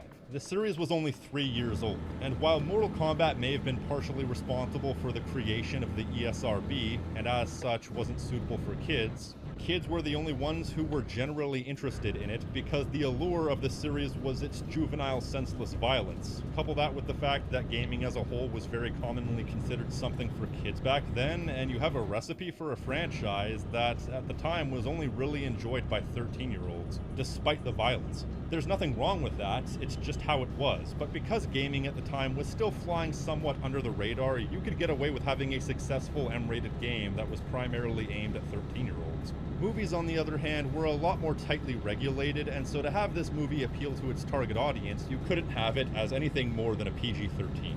Still, there are a lot of things you can get away with in a PG-13, and I think they made the most of it. Such as Scorpion bleeding magma and having his skull cut in half. That's pretty metal, but because it's not blood, it doesn't count. Speaking of Scorpion, though, unfortunately, because this is an ensemble movie, certain well-known characters have to become jobbers, and in that respect, both Scorpion and Sub-Zero are thrown under the bus. Both are high-ranking minions to Shang Tsung who go down after one major fight. Technically, Sub-Zero has one fight before his major showcase, but that's a squash match at best. So jobbing out two of your most iconic characters in the first entry is maybe not the best idea, but of course, eventually you have to job out your main villain, and when the time comes for that, the Shang Tsung Liu Kang fight is nothing short of exceptional. It's a fight that brings a primal joy out of me that normally can only be brought out through hockey. It's just straight up fucking awesome. Though I have one minor criticism, so it's plainly established after Johnny Cage challenges Goro against the traditional tournament rules that Shang Tsung agreed to the exchange for the right to challenge anybody anywhere. And he chooses to fight Sonya to get a cheap win, but then we find out that she only has to fight him if she accepts the fight. So Shang Tsung agreed to the deal, but you still have to agree to the fight for him to get his end of the bargain. So what did Shang Tsung actually get out of the bargain? Seems a bit odd. Also, why is it that dozens of people can fight and get defeated by Goro, but then once Goro is defeated, only one person can fight Shang Tsung? Shouldn't everybody who made it past Goro be able to fight Shang Tsung? Why does the entire fate of the Earth rest on this one fight? But I'm just nitpicking at this point. Either way, it's a multi-part back-and-forth battle that ends with Shang Tsung impaled on some spikes. It's pretty glorious. And that's the end. If you go into this movie expecting high art, you'll be disappointed. If you go into this movie expecting a bunch of fight scenes connected by a razor-thin if compelling plot with campy acting and an awesome finish, you'll be perfectly satisfied. I've heard the structure of this movie is pretty much identical to Enter the Dragon, but I've never seen that movie, so I wouldn't know. I think of the 3 live-action Mortal Kombat movies, this one holds up the best as a structured movie. It's more or less solid all the way through, but doesn't attempt to be anything more than what it is. And you could say that's either a flaw or a virtue, but once we're through this, then we have to contend with Mortal Kombat Annihilation. You see, at the end of Mortal Kombat 95, Liu Kang and his crew return to the Shaolin Temple to celebrate only for Outworld to invade, despite losing the tournament. And they all pose for the camera, setting up the sequel. Unfortunately, the sequel would end up being one of the worst movies ever made. Simultaneously, though, it's also one of the most stupidly enjoyable movies of all time. While Paul W.S. Anderson directed the first movie, he stepped out in favor of John R. Leonetti in his directorial debut, as it turns out. I don't know why, but I'm sure there's a perfectly reasonable explanation. I will admit to having a bit of a personal fondness for MKA, not due to nostalgia per se, but more so for a stupid memory. You see, back in 2021, I was traveling for the first time, and while I was meant to go to New York, a major delay meant that I was stuck in Chicago overnight, and unlike when I was stuck in Montreal, they actually gave me a complimentary hotel room. So I ordered a couple of beers from the hotel bar downstairs and just lounged in my surprisingly upscale room and decided to watch something on my travel laptop. For some reason I landed on Mortal Kombat Annihilation, and after a few beers I feel like I was in the perfect mental mindset to view the movie. Because I'm not lying when I say this is essentially the Room of video game movies. Filled with bad acting, bad effects, cheesy dialogue, nonsensical plot progression, and everything else that could possibly be bad about a movie. But if you're willing to turn your brain off and watch this movie for the absolute cinematic disaster that it is, it's honestly one of the more enjoyable movies you'll see. Apparently, one of the taglines for this movie was, "Destroy all expectations." And boy, they weren't kidding. The first thing you'll notice when you turn this movie on is that most of the cast has been replaced. This is especially noticeable if you watch the two movies back to back. To say it sticks out like a sore thumb would be horribly underselling it. Christopher Lambert, Bridget Wilson, and Lyndon Ashby have been replaced by James Remar, Sandra Hess, and Chris Conrad, respectively. The only two of the main cast who remain are Robin Shou as Liu Kang, who looks noticeably smaller, and Talissa Soto as Kitana. Yeah, I didn't really mention Kitana when talking about the previous film because she kind of ended up being a non-factor. She allies herself with Liu Kang because Shao Kahn conquered her world much in the same way that he was trying to conquer Earthrealm, but other than telling him to defeat Sub-Zero by using the element that brings life, which ends up being a bucket of water, she doesn't really play much of a factor. Use the element which brings life. What? Incidentally, the whole thing about the element that brings a life, I don't think that's water. Water maintains a life. The element that brings life is spunk. But anyways, she's a lot more central to this story, and as such shows up for much more of the movie. And oh god, she wasn't exactly an A-list actress in the previous movie, but in Annihilation, she's straight up awful. It's a trap, Luke. Leave. I'm not even kidding when I say she both looked like and had the acting chops of Gal Gadot 20 years before Gal Gadot broke into the industry. I wonder if she was an inspiration. Either way, she's responsible for a few legendarily bad line reads, but if you were to take a shot for every bad line read in this movie, you'd probably be dead before the 10-minute mark. Mother. You're alive. Too bad you will die. As long as the portal remains open, your world becomes my world. What closes can also open again. What is that supposed to mean? It's embarrassing. I'm not sure who to blame here. Do you blame the actors, the director? Is it some sort of weird circumstance with a lot of behind-the-scenes drama that led to a lot of bad acting that was independent of the main production? I don't know. All I know is this is what we're left with. So the plot is sort of an adaptation of Mortal Kombat 3. For reasons that weren't really explained in the movie but were explained in Mortal Kombat 3, Shao Kahn has revived Sindel, who was the Queen of Edenia, the realm that Kitana was the princess of, that was conquered by Shao Kahn. Meaning that Sindel is Kitana's mother, played by Musetta Vander? Is that how that's pronounced? An actress who actually looks younger than the person she's allegedly the mother of. She also looks like a cross between Sherry Moon Zombie and Aaron Hansen's wife Susie. And ostensibly, her revival has allowed for the portals between Earthrealm and Outworld to stay open, and as such, it has allowed Earthrealm and Outworld to begin merging, a process that will take 6 days. At which point Shao Kahn will become the supreme ruler of the merged world. Shao Kahn also kills Johnny Cage in a rather matter-of-fact way. In the first of this movie's many dumb decisions, so the remaining Earthrealm fighters must rally in order to gain enough power to defeat Shao Kahn. Using these weird spheres to travel long distances, Liu Kang must find the warrior Nightwolf to unlock his animality, which is the key to defeating Shao Kahn. Sonya must find her partner Jax, played by Lynn Williams, also a recast from the last movie, but Jax was barely in the movie, so who cares, because Lynn is genuinely a highlight of the movie if you ask me. Shao Kahn. Shao, what? I'll take homeboy. And Raiden must seek out the Temple of the Elder Gods to try and figure out why Shao Kahn was allowed to invade Earthrealm despite losing the tournament. He also willingly gives up his immortality so he can fight alongside the Earthrealmers. Yeah, even at this point, even though Earthrealm is literally being illegally merged with Outworld, Raiden is the only one with restrictions on who he can fight, because the Elder Gods hate Earthrealm. Also, him turning mortal doesn't really mean anything. I mean, he briefly dies at the hands of Shao Kahn, but he's brought back like it's nothing. But then again, everything happens like it's nothing. This is the type of movie that throws so much at you so quickly that it's easy to lose track. First of all, there are so many characters that show up and disappear just as quickly, it gives me whiplash. Both Cyber Smoke and Cyrax show up, then die after pretty quick action scenes. Kuai Liang, appearing as the successor to the original Sub-Zero Bi-Han, shows up and disappears in the same scene. It's also the scene where Scorpion comes back to life without explanation, shows up to have a fan-servicey fight with Sub-Zero, then kidnap Kitana. I don't have a problem with him coming back to life because, you know, that's his. Tu video puede esperar. Tus leyes no. Volvimos con el sabor y precio de siempre. Llegó la nueva Chevrolet Colorado para sentir la comodidad en todo terreno. Thing, but he just disappears from the movie after this scene. Cabal and Stryker are apparently captured off screen by Rain, but this apparently isn't good enough for Shao Kahn, who then kills Rain for reasons I still don't quite understand.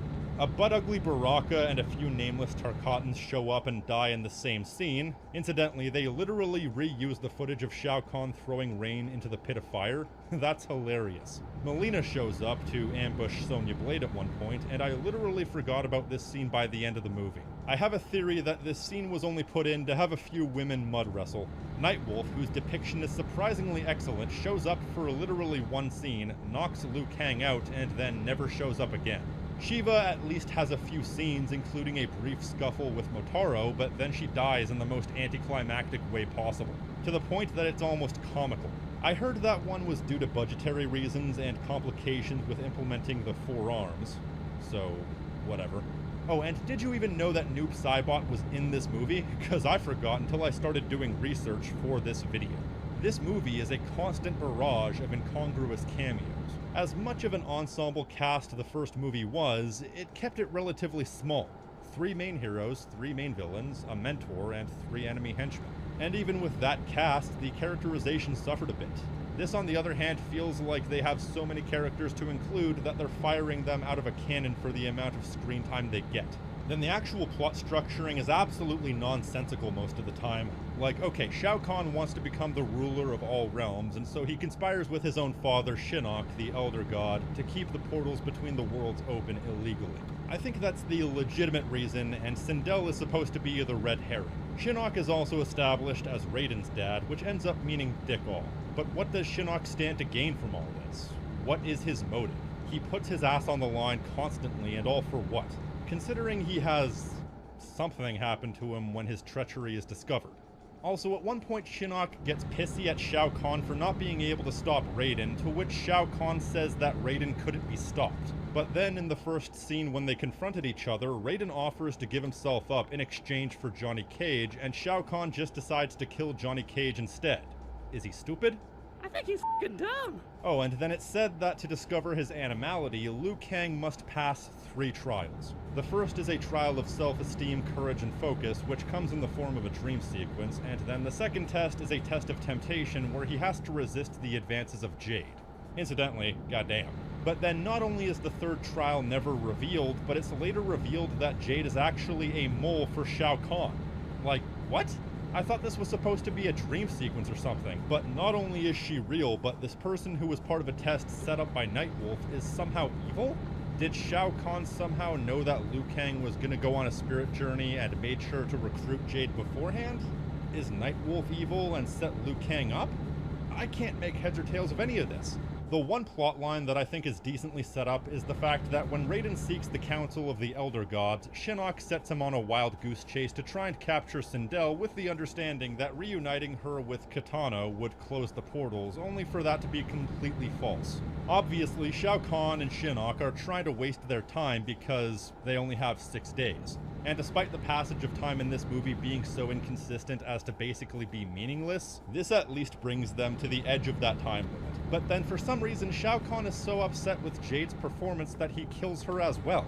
I don't even know what she did wrong. But that goes for half the villain cast. And now I have to discuss the portrayal of Shao Kahn by Brian Thompson. You die in duty or by my hand, the choice is yours.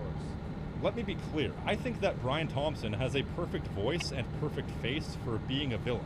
He's just naturally imposing, but he's also not very big. He's decently built, but Shao Kahn is supposed to be this otherworldly, godlike being who towers above everyone he faces. This is the guy they have playing Shao Kahn in the new movies. You see what I'm saying? Brian's perfect for like a Hans Gruber-style mob boss villain, something more grounded. He's so antithetical to what Shao Kahn is, it's easy to forget that's who he's supposed to be. Most of the time he doesn't even wear his mask. Not that it matters, it looks like something you'd buy at a Spirit Halloween. I mean, that's only one example of how cheap this movie looks. The set design is mostly okay, if a bit uninspired, but most of the costume design is pretty bad, with cheap-looking costumes and a bunch of robots that look obviously plastic. But then the special effects in this movie, oh my god.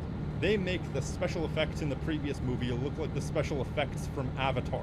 I can make a montage of all the terrible effects, but I'd be pretty much showing the entire movie. And as a matter of fact, between the terrible acting, all the recasts, and the horrible cheap look of this movie, I remember hearing at one point this movie has the makings of a porn parody just without the sex.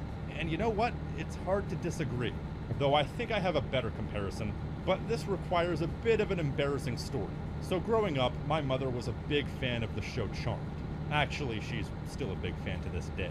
I was exposed to a lot of that show, and as a matter of fact, Brian Thompson was the main villain in one of these episodes, specifically the season 5 finale where he played Kronos. Yes, as in the Kronos from Greek mythology. And I was thinking about how the special effects in this movie look below the bar for Hollywood in the 90s, making it on the level of a TV show or possibly a TV movie at best. Those two thoughts intersected and I realized, oh my god, this movie looks like an episode of Charmed. Quite frankly, I don't know what's the more damning comparison. Looking like a porn parody or looking like an episode of Charmed? Is there anything redeeming about this movie? Well, there are a lot more references to the games, such as Katana having her fan blades, or Sonya Blade blowing some explosive powder into Cyrax in a way that references her Mortal Kombat 1 fatality, and the fight choreography is okay. Not on the level of the previous movie, but it's still pretty fun and you get a lot of it. Although I don't know what the hell they were doing here. Aren't you supposed to be trying to hit your opponent? Oh, and get this. During this fight, Sindel is defeated and captured off-screen by Jade. Granted, it was a setup by her and Jade, so you can make the argument that the fact that it happens off-screen is meant to illustrate how suspiciously inconsequential the fight was, so it's clear that it was a setup, although it could have been budgetary reasons. I don't know. The fights between Katana and Sindel, as well as Sonya and, who was which person she fought because I forgot, Ermac, are good for what they are. Though you have to sit through their attempts to make a fight between Jax and Motaro believable. But I will say, this is catharsis by proxy, considering that when I was really young playing Mortal Kombat 3 on my family PC, Motaro was a roadblock I could never get past. Not even once. And I'm sure that applies to most people. The best fight is probably in the grand finale between Liu Kang and Shao Kahn. Well, once it properly gets going, it's pretty good. During this, you get an atrocious and almost indecipherable fight between Liu Kang and Shao Kahn's animalities. It's genuinely one of the worst things I've ever seen. Then the other Elder Gods show up and decide that despite Shao Kahn's invasion of Earthrealm being illegal, they're going to give him one last chance to complete his invasion and merger through Mortal Kombat. Okay, that's all I'm gonna show.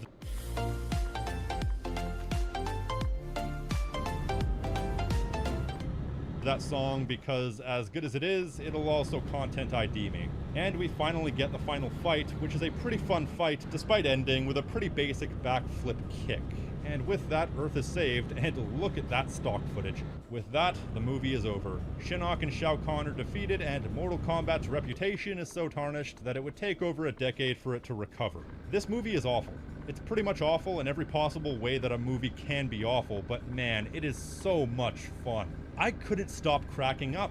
It's a cinematic car crash.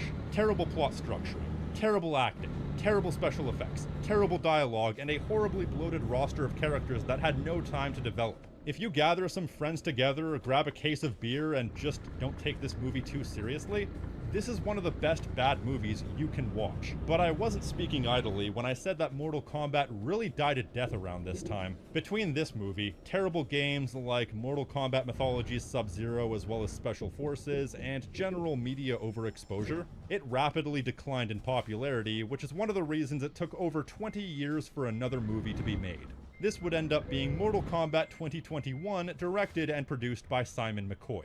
But I think the 20-year time gap was kind of the best thing for this movie, because when the series was new and really only appealed to teenagers, you were more or less forced to make non-bloody movies like I said earlier, but by 2021, the series was just under 30 years old.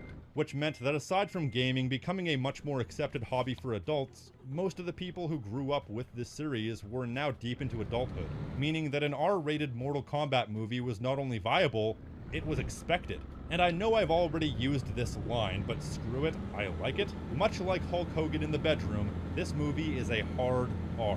It is vulgar, it is brutal, and it is glorious. However, I will have to censor some of the gore, because while Mortal Kombat 2021 is a hard R, my channel is a PG-13.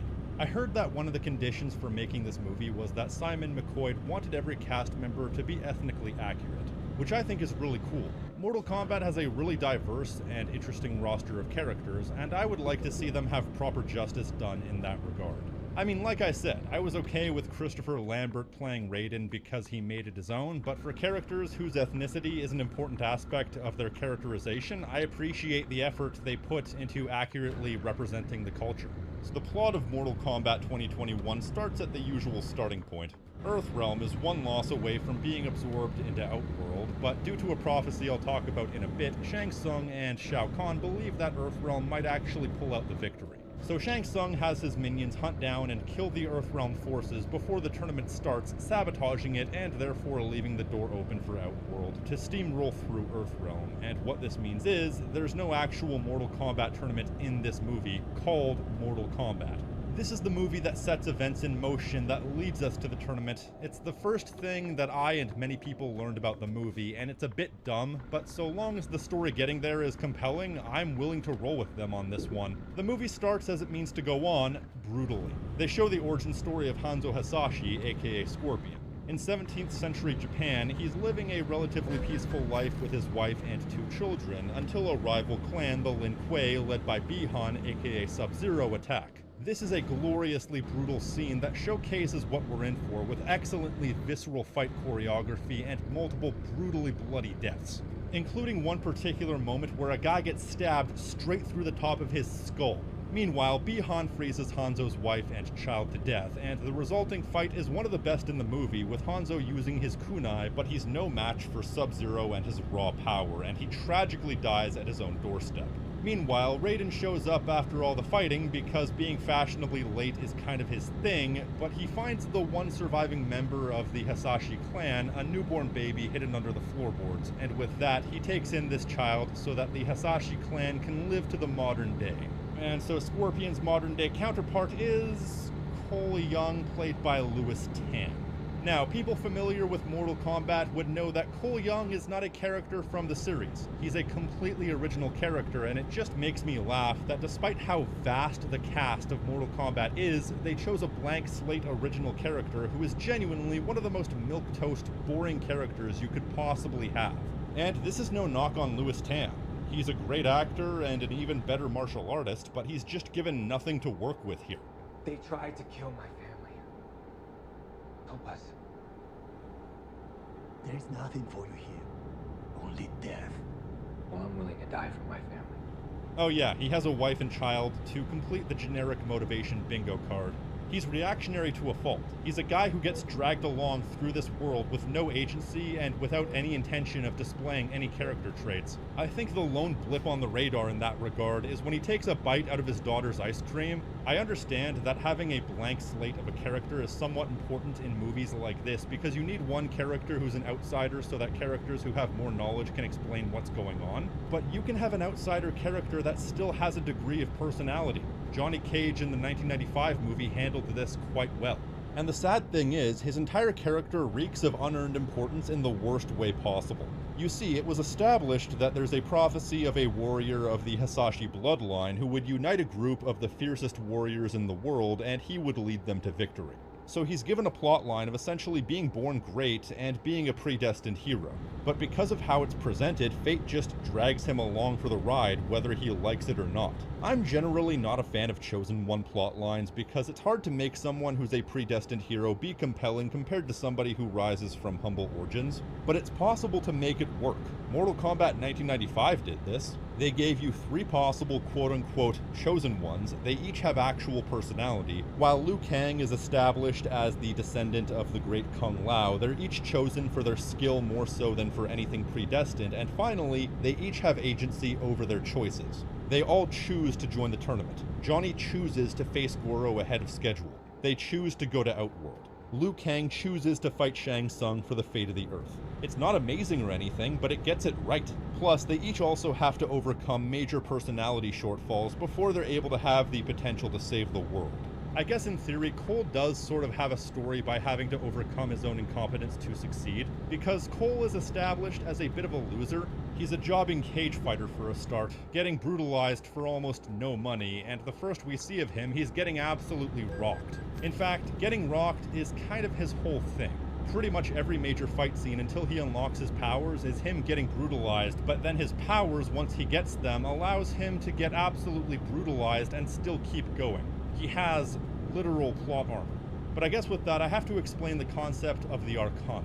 The Arcana is sort of their attempt to try and explain why certain characters in the Mortal Kombat universe are ostensibly human but have magic powers. It doesn't really hold up to scrutiny. Basically, once you find yourself with the Mark of the Dragon, you're able to bring out your Arcana through whatever defines you as a human being. Kano brings out his Arcana through his anger, for example, while Cole brings out his Arcana through protecting his family.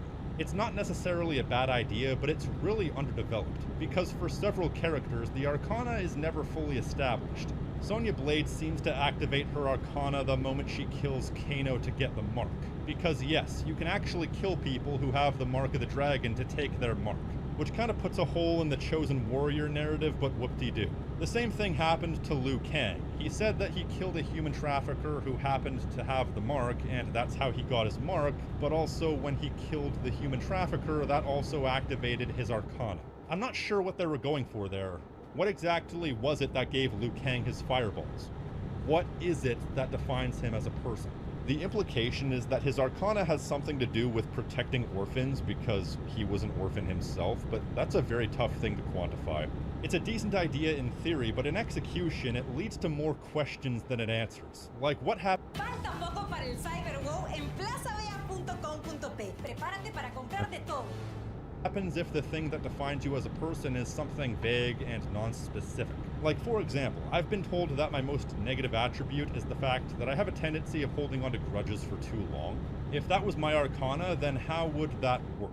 It just doesn't really make much sense.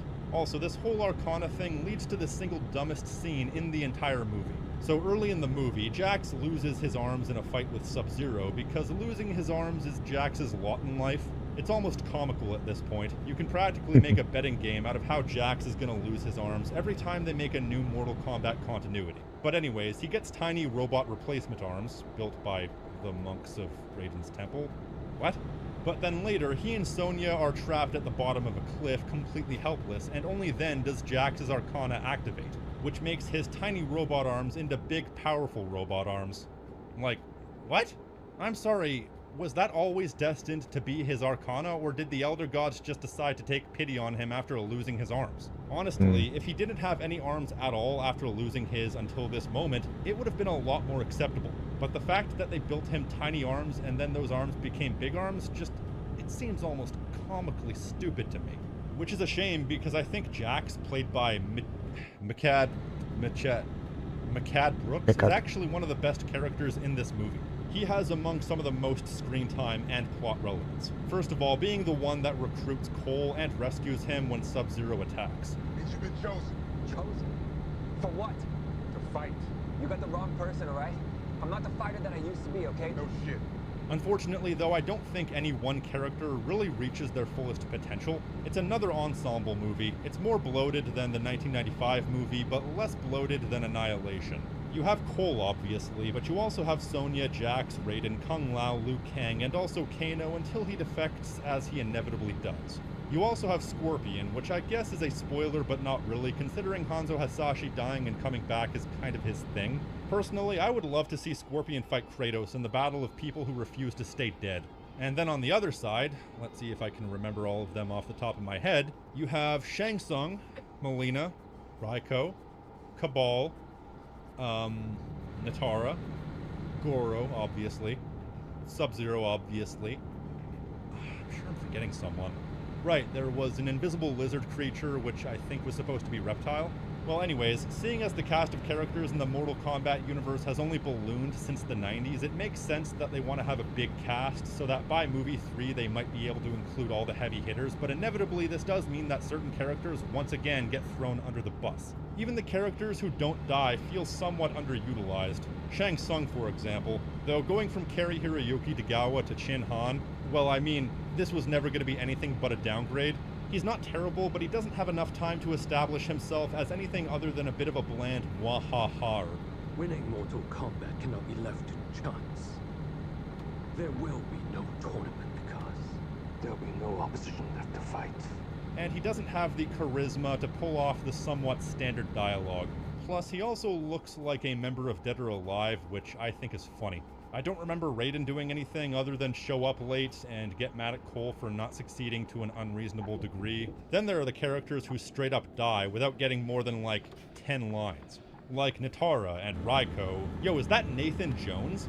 Like The Undertaker's old tag team partner Nathan Jones? The hell?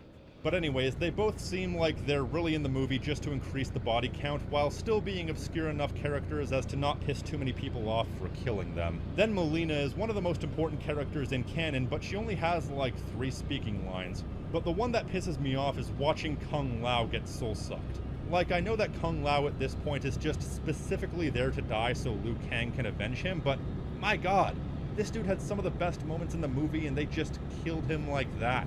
So it is a big shame that so much time gets spent on a really boring character that potentially interesting characters don't have that much time to shine. With one exception, Kano. I speak no hyperbole when I say I'm surprised Josh Lawson didn't herniate a disc carrying this movie. Fate has better standards than you. Lucky for you, I don't have any standards. Descendant of the great Kung Lao. Grand Champion of the Order of Light. Never heard of it. Make yourself at home. Yeah, I have. Oh, by the way, your beer's shit, and you're almost out of it. He is so great. I'm not sure if he's stereotypically Australian or just authentically Australian, but he's crass, he's vulgar, and he is hilarious. Every line without fail is pure gold, expertly delivered, to the point that I quote Kano almost daily. The training areas for the Chosen is all fucking whoops. I had never heard of this guy before the movie came out, but I know that he's a comedic actor in Australia, and so I have a gut feeling that most of his dialogue was improvised. It feels far too authentic to have been written for him. Like, okay, that moment where Liu Kang is spamming the leg sweep in reference to when Liu Kang would do the same thing in the games, that feels like it was deliberately written, but there are a bunch of moments where it seems like everyone else is speaking pre-written dialogue while Josh Lawson is just riffing. There's much to learn, the fuck. But not here.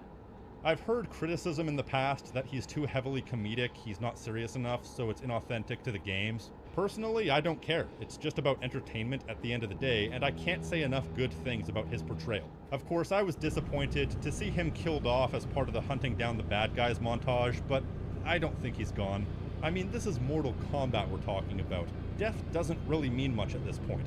So I expect to see him back in the sequel, probably with half his face properly cyber-enhanced. I mean, I don't see Raiko or Nitara coming back. I feel like they were pure fodder, but as for the other characters, Bi-Han gets burnt to a crisp to the point that his outfit turns black, so he's definitely coming back as Noob Saibot. I know a lot of people got mad that Mileena gets killed off, but lest we forget, Mileena is a clone of Princess Kitana mixed with Tarkatan DNA.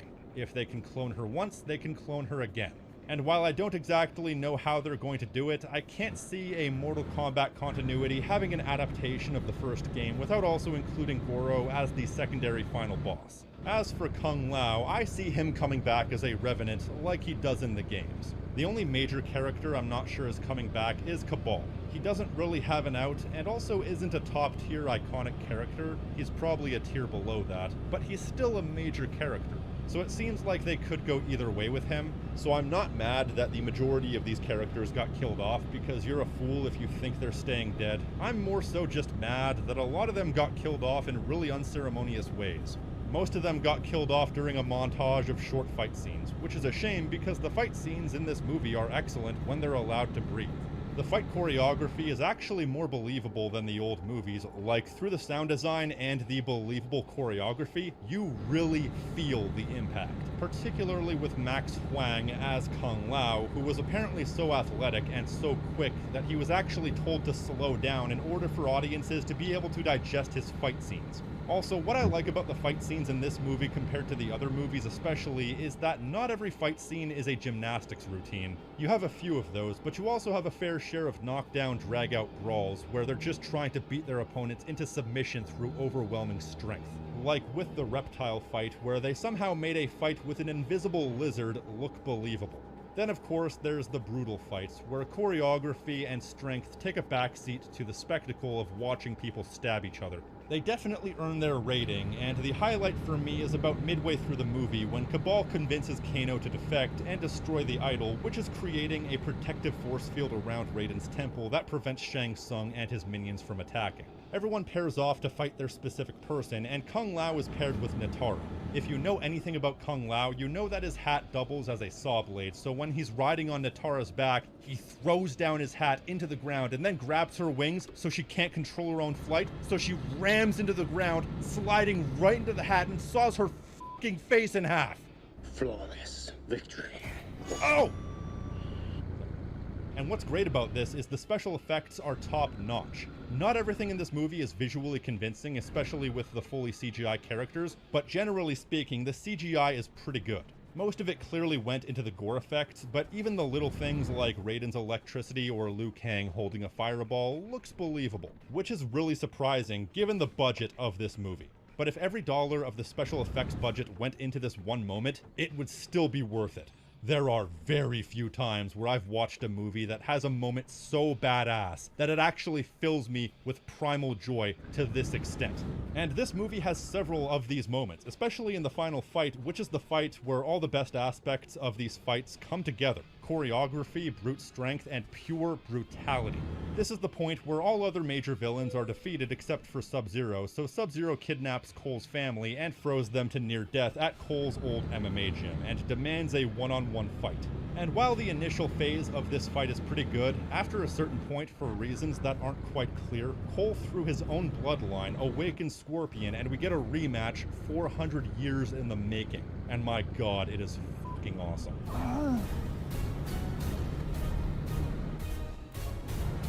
Get over here! It's pure fan servicey goodness. Well, except for the fact that Cole is trying to break his family out of the ice, so between the beautifully choreographed, beautifully shot, beautifully edited action, we have to cut back to Cole comically punching the ice off his wife and daughter. It's really stupid, but you know what? I don't care. The fight between Sub-Zero and Scorpion with Cole occasionally jumping back in is so awesome, it doesn't matter. And you know what? That's the bottom line for this movie. I can complain about the story that feels like it's all set up and no payoff. I can complain about the boring main character. I can complain about Raiden being useless. I can complain about the Arcana thing making no sense. But I can't bring myself to care about any of that because at the end of the day, this movie has so much pure, unfiltered badass energy that I can't bring myself to hate it. I don't use the term primal joy idly. Sure, this is a movie that's mostly for your id to enjoy and not much else, but you know what? Sometimes that's enough. It's not a perfect movie, not by a long shot, but I'll be damned if Mortal Kombat 2021 isn't one of the more enjoyable popcorn movies I've watched. And it basically ends with them setting up the tournament in the next movie, which is, let's be honest, the real plot. And they also tease Johnny Cage for next time. If there's one thing I want out of the next Mortal Kombat movie, it would be this. First scene. Have Bi-Han come back as Noob Saibot and kill Cole Young. First of all, that would mean Scorpion would be able to come back and exact further revenge on Bi-Han for killing his family again. Then second of all, it would leave the main character slot open for someone like, I don't know, Liu Kang or God forbid Johnny Cage. Then third of all, it would raise the stakes. The guy who killed Goro gets killed by Noob Saibot. I mean, yeah, don't kill him off like they killed off Johnny Cage in Annihilation. Like, yeah, give him a fair fight, but have him eventually succumb to Noob Saibot. It's not like they'd be killing off the Hasashi bloodline because Cole's kid is still alive. I feel like the next movie has the potential to be the perfect Mortal Kombat movie, but it can't be while the original character is still running around. Then again, I feel like each of these movies kind of have individual elements that when combined could very well make the perfect Mortal Kombat movie. The 1995 movie has the best structure and characters, even if it is a bit predictably plotted and doesn't quite have the uniquely violent elements that Mortal Kombat needs. Annihilation is an awful movie, but it's just plain fun, and Mortal Kombat 2021 is a bit messy and has a main character problem, but easily has the best fight scenes out of any of these movies. and also Kano. And I feel like if you were to combine these elements, you'd get a perfect movie for Mortal Kombat. But all these movies also suffer from their own flaws, some more than others, and I'm hoping that eventually when Mortal Kombat 2 comes out in 2025, they can take all the positive elements from these movies and omit the negatives. Will it happen? Probably not. But I'll probably still enjoy it despite all its flaws. But that's all I've got to say, so if you like this video and want to support the channel, you can like this video, leave a comment telling me what you think, subscribe, and hit the notification icon so you're always up to date on what I'm doing. Normally I do a Patreon shout out at the end of this, but to those of you still watching, I am formally announcing that I'm suspending the Patreon at the end of the month until further notice. But either way, big thank you to Dick Kickham, Gaw004, FarmCat84, Raph, Ranger X, and Weird Webster for going above and beyond. And elsewise than that, I've been the King of Snark Style right here on Tactical Bacon Productions, and I will see you next time. Stay crispy, my friends.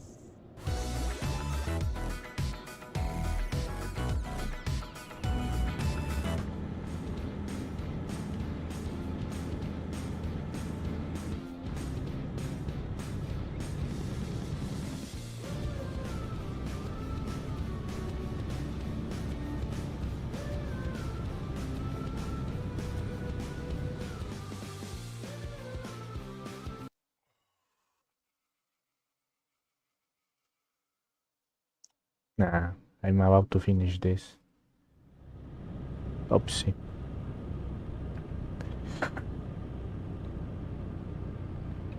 Mortal Kombat. What's going on?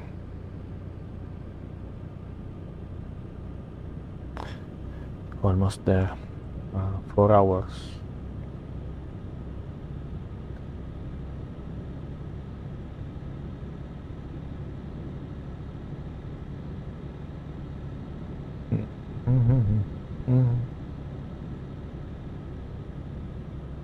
Oh, I forgot. Sorry.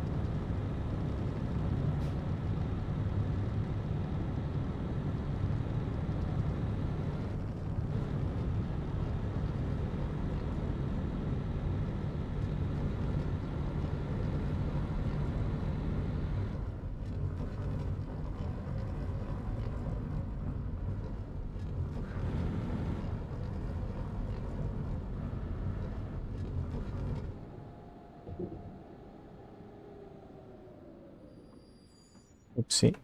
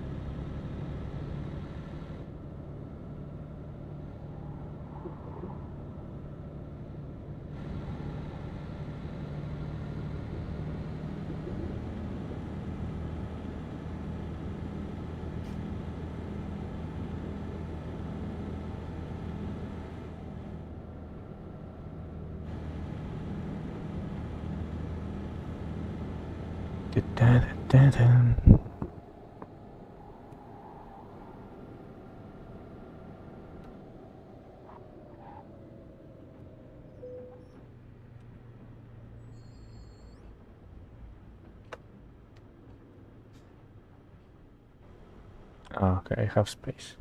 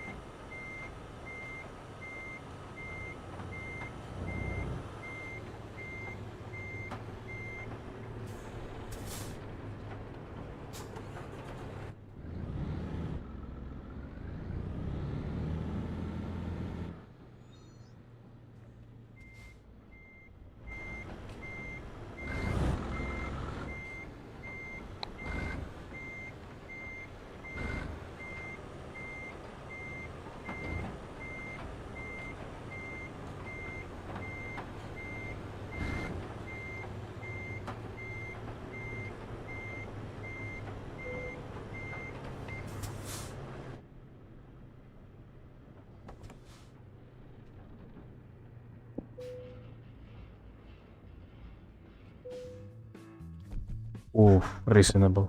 No. It wasn't reasonable. It was a mess. Okay, that's...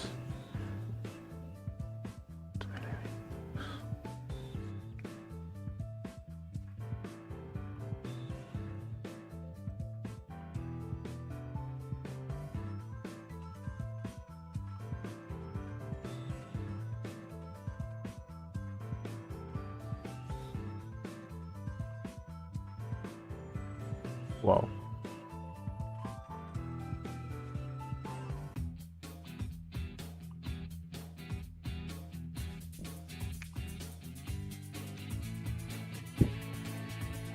Da, da, da, da, da, da.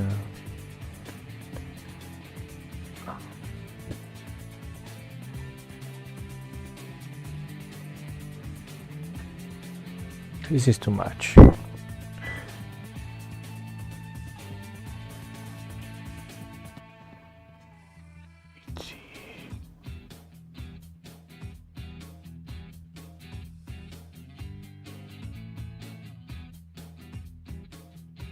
Well, that's for another day.